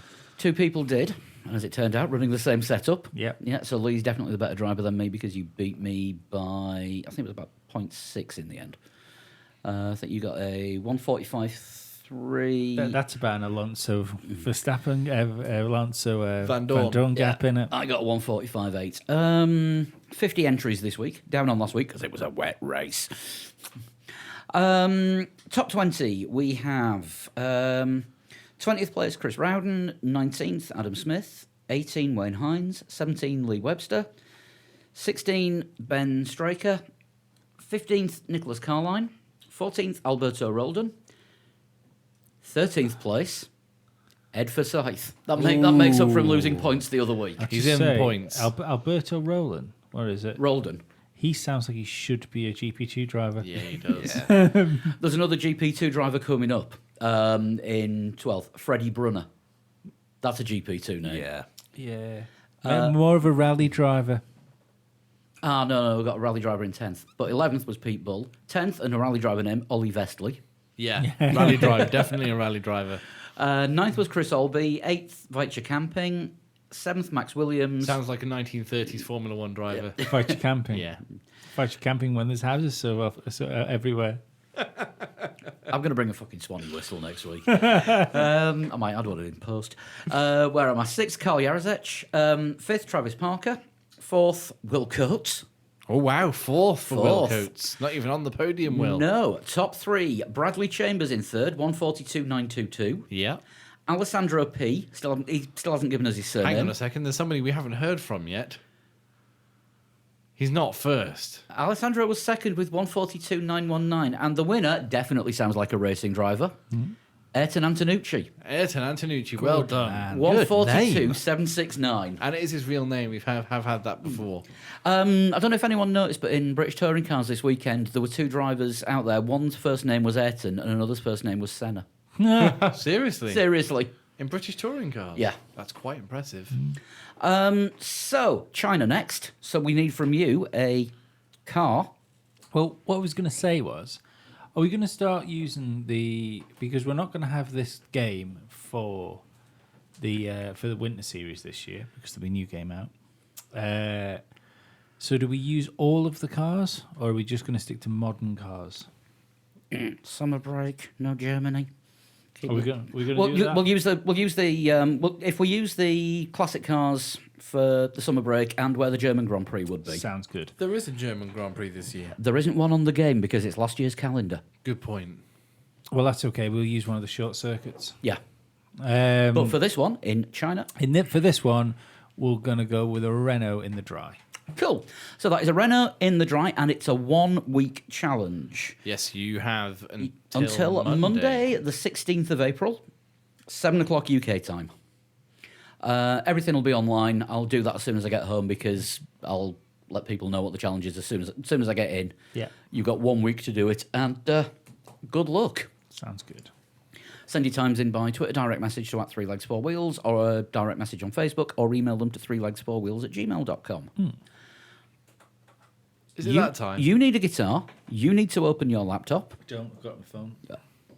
Ooh, your laptop battery running out as well. Yeah. I suppose me and Dan need to think. Ooh. I don't like doing that. I was just about to say, will you put that internet device down, but it's your car keys.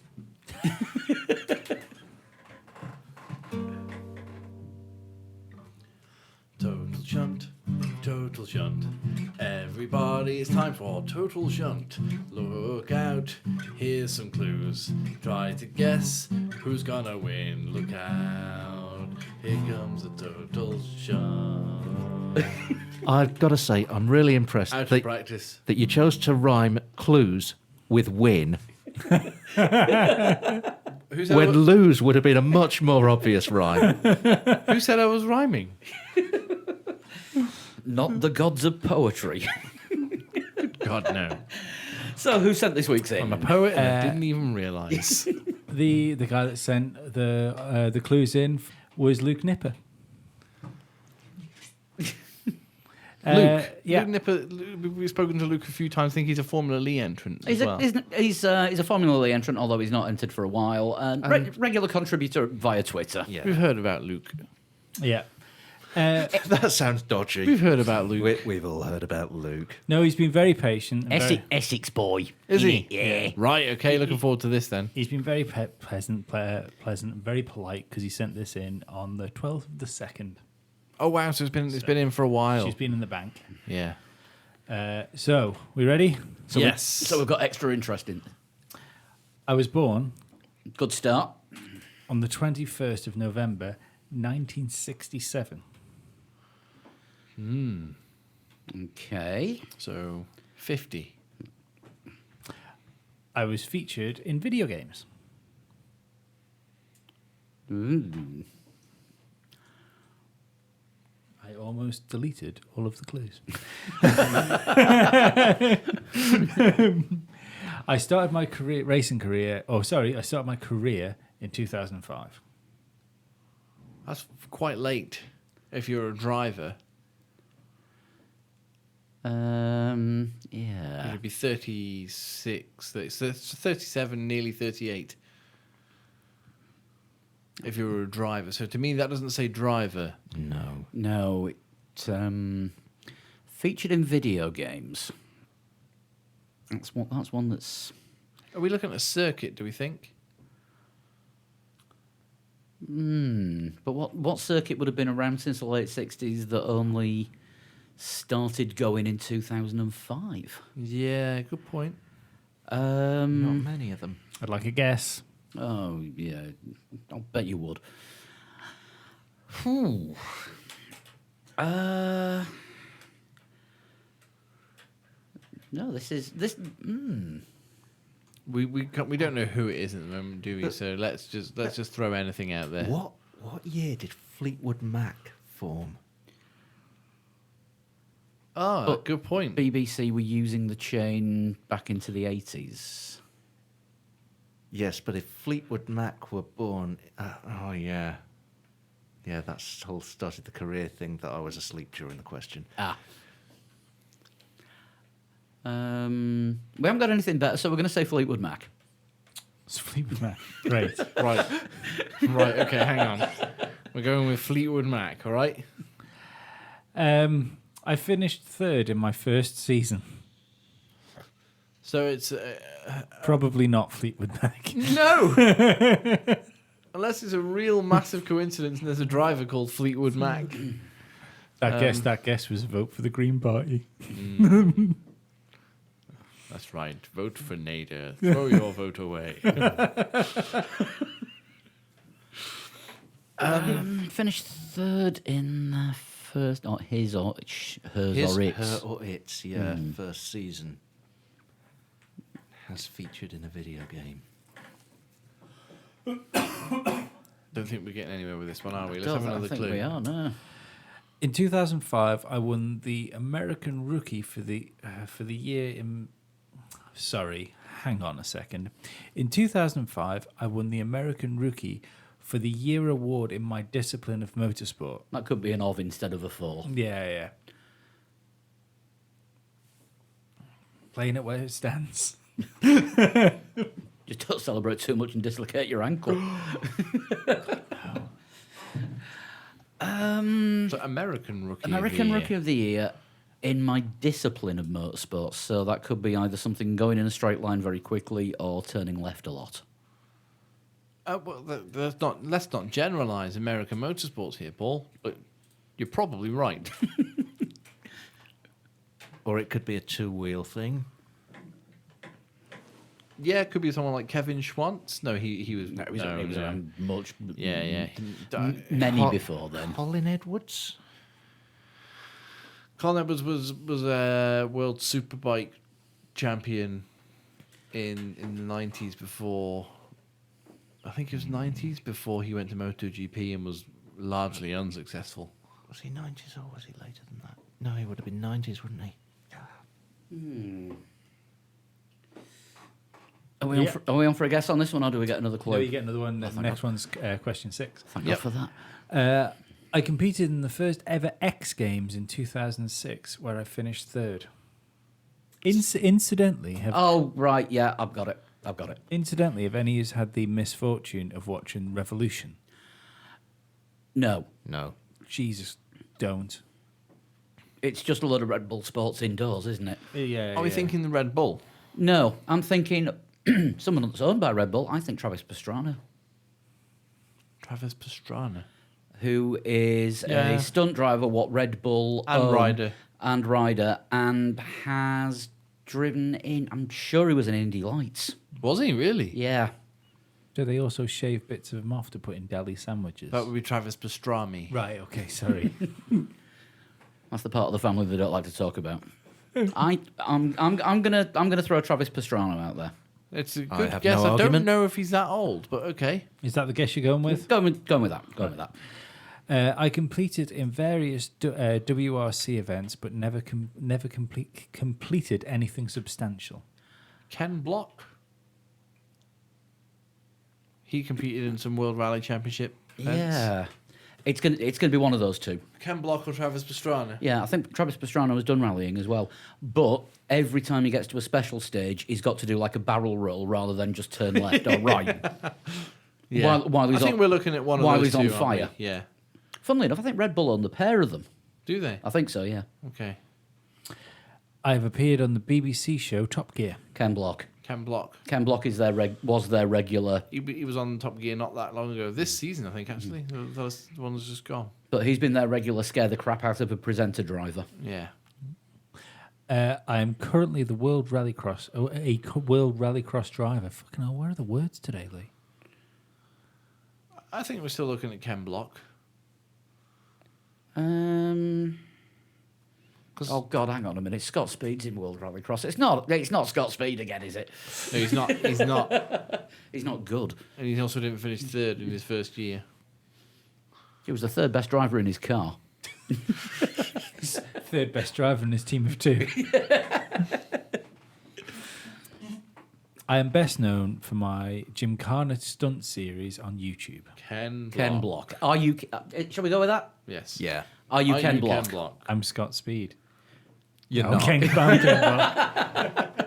Thanks for that one, Luke. That's a good one. That was a great one. I didn't realise Ken Block was that old either, to be honest with you. I'm- 67. He's not 67, but he was born in 67. I was going to say. I knew he was about 3 or 4 years older than me, and he's not 67 in that No. case. No, he's 108. Run on to that. I think that's probably about it for this week. Been through got quite a few tweets. Actually, if I can bring them up on my phone since my laptop battery's died. Note to self. Whilst Paul's Bring doing that, power I'll back. just say, don't forget you can still join in with us on Grid Rival if you search that and you want to do Fantasy Formula One. Head over to gridrival.com, set up your team and come and join the league. It's called Three Legs, Four Wheels. We were, don't know if we still are, the biggest independent league. Well, we're behind the Reddit one, but Oh, are we? yeah. Oh, well. We always have been. That's fine. That's okay. We can deal with being behind the Reddit one. Come and join our league and join as many other leagues as you want and see how you get on in a Fantasy Formula One against us and the rest of our listeners who have joined. We also we're not gonna. I'm not gonna do the alarm warning this time because we're not actually gonna play the song. But hashtag Jacques Attack will be. We're still on top of that. Yeah, You I mean, can buy the you t-shirt can even buy T-shirts, and somebody's bought a sticker. of a Don't Say It Baby. Yeah. Hashtag Jacques Attack. Yeah, if you go to the website threelegsfourwheels.com, click on the merch button, you can see all the 3 T-shirt designs we've got so far. Plenty more on the way. Plenty hopefully. more on the way when we get round to it. Yeah. So everybody get scribbling that sat around this table. Yeah. If you, for some unknown reason, want to submit a design for a 3 Legs 4 Wheels T-shirt, send us it in. We will decide if it's any good, and you may see that one on sale as well. Yeah. Yeah. Can't guarantee to give you a share of the royalties or anything, or because of the way T Public works. But we'll see what we can do. And we're Yeah. tight. There is that as well. Had a couple of tweets and Special mention and love forever. There you go. That's what you get. What? You get special mention and love forever. I thought it sounded like your new band. Yeah. a couple of questions on Twitter. I wish I'd not done this. I'm just going to say it's from a Viking. From a Viking. Oh, do you want me to read his first name out? I could do his first name. It's Ragnar. Ragnar is his first name. What a name! And I think his surname is. I'm going to attempt it. Why Go not? on, give it a go. Please say his surname's Rock. No, it's Ragnar Daneskjold. I think. I think this is our first tweet from a Viking. I love you. Mercedes miscalculates pit delta and loses race. Verstappen spins out after 150 HP battery boost. Ferrari crew run over after the automated system gives Raikkonen the green light. Is there an over-reliance on technology? Should we take back control from the machines? I like to think that he wrote that after killing an entire family with an axe. Is that sent from his iPhone? No, I'm joking. No, I think it was sent from the North Pole. I'm joking, Ragnar. Yeah, I think that there is something to be said about getting back to everything being, the lollipop man, the just an engine attached to a gearbox, attached to a drive shaft to the wheels. Less electronics on board. But I mean, again, this goes back to the improvement that we were talking about before in Formula One. Everybody's always trying to improve themselves, the cars, If you're every pushing, if aspect. you're pushing right on the edge, you're not going to get it right sometimes, and it doesn't matter whether it's technology or whether it's people. If you're not taking the risks, then you're not going to be right up there. And if you are taking the risks, sometimes it's not going to work. Yeah, I mean, if you really enjoy racing without leaning on technology, like there are lots of lower formula motorsports, which probably have really close racing. I tell you what, I'm talking like Formula 3, still electronic gearboxes and stuff like that, but there's a lot less reliance on stuff like that as well.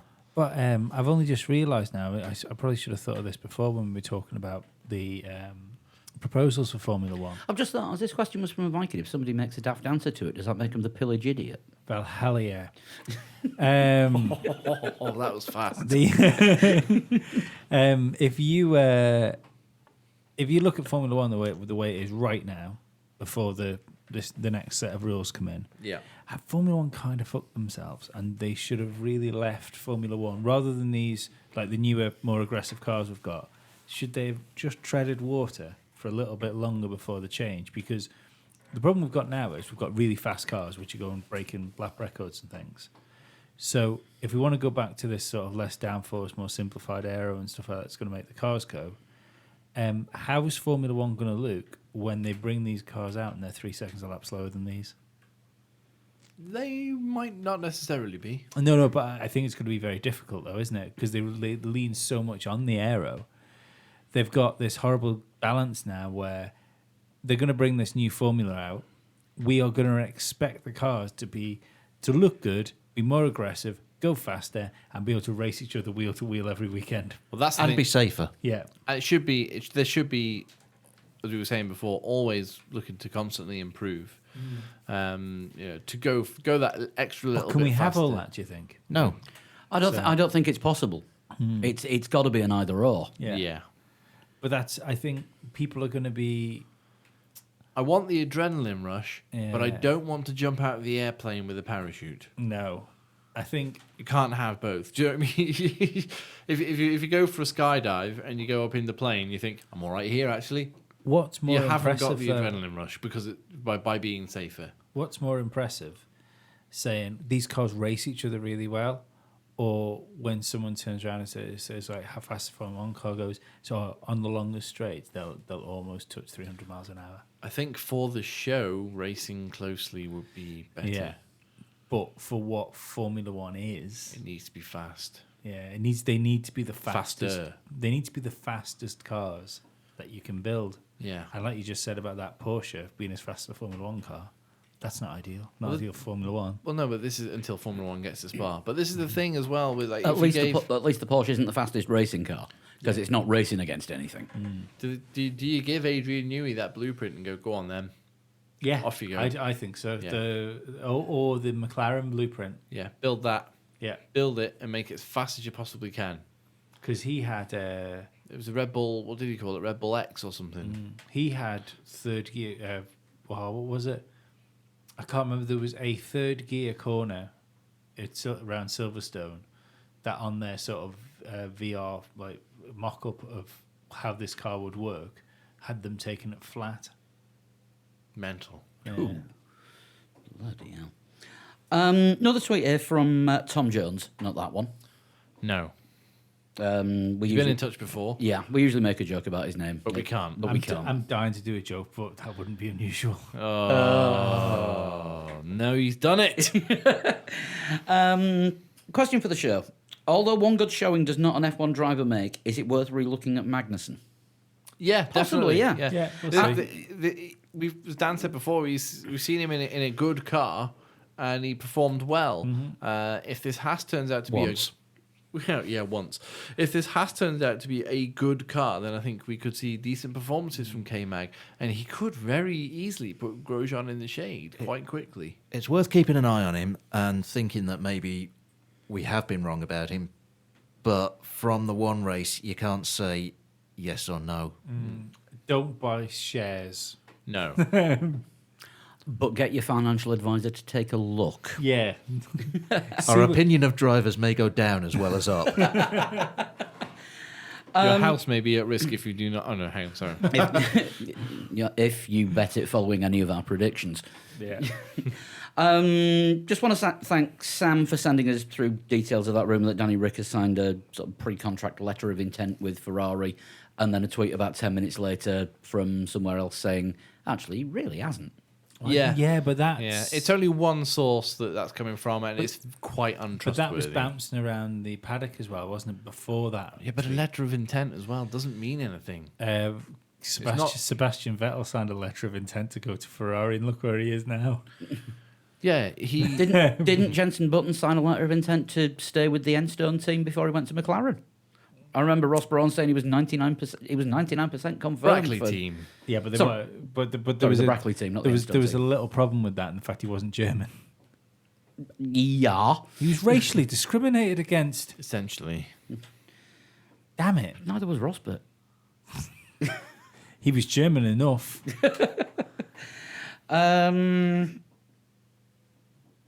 Robert Ivan tweeted in earlier. Hello, Robert, regular contributor, usually during live blogs as well. Yeah, since becoming a father, someone's dad jokes have definitely added to the podcast. I think he's complimenting you. It's all right. I'm used to it. I'm fucking brilliant. I know that. Modest, too. Dear God, thank you to everyone that's got in touch with us either before, during, and after the race and sends in questions. We do read everything, but it's difficult to fit everything in because it's almost midnight now. Yeah. And we've all got work in the morning, sadly. We'll do this professionally one day. So if anybody ever wants to sponsor us, Get in touch. Yeah, And how do they do that? but one way you can help the show out, before I'll tell you how to get in touch, is our Patreon podcast, where you get a separate show every week, totally unrelated to F1, related to anything and everything else. If you go to patreon.com/3legs4wheels, you can subscribe to that from as little as $1 a month, and we'll love you more if you pledge more. Honest. Yes.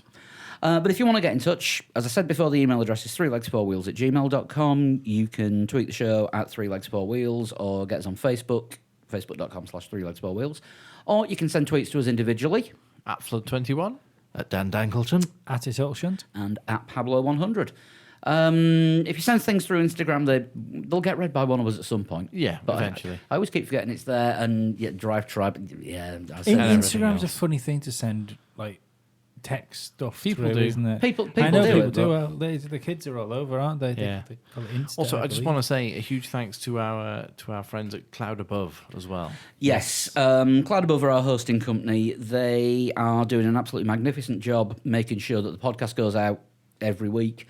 The live race blog is available. Most popular live race blog we've ever had, by the way, this weekend. Yes, it was. Yeah, so thanks if you joined us for that. Yeah, well into the thousands of views. Wow. So thank you to everyone that joined on the live race blog, which we will be doing all over again at the Chinese Grand Prix this We weekend. will on As well as Sunday Cloud morning. Above, then a big thank you to ESPN. Ah, yes. Yes. Actually, no, ESPN actually did a good job this week. Yeah, it couldn't be that good. Yeah, but I mean, so long as everybody gets their fair share of coverage for Formula One, I'm happy. Yeah. No, where the DVD commentary. Right. You can still watch the film and have the commentary playing. Actually, I know what it is. The Eddie Izzard DVDs. Yeah. The trivia track. Right. That's what our live blog is. I was going to say more Mystery Science Theatre.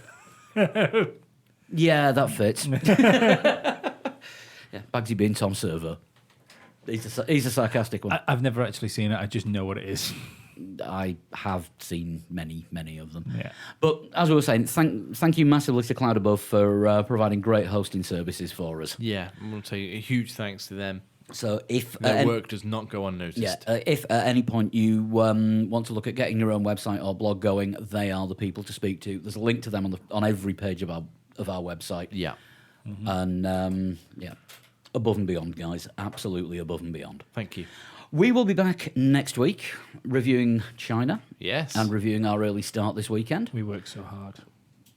And then we do the podcast. Yeah. We work hard, but we play hard. And party hard.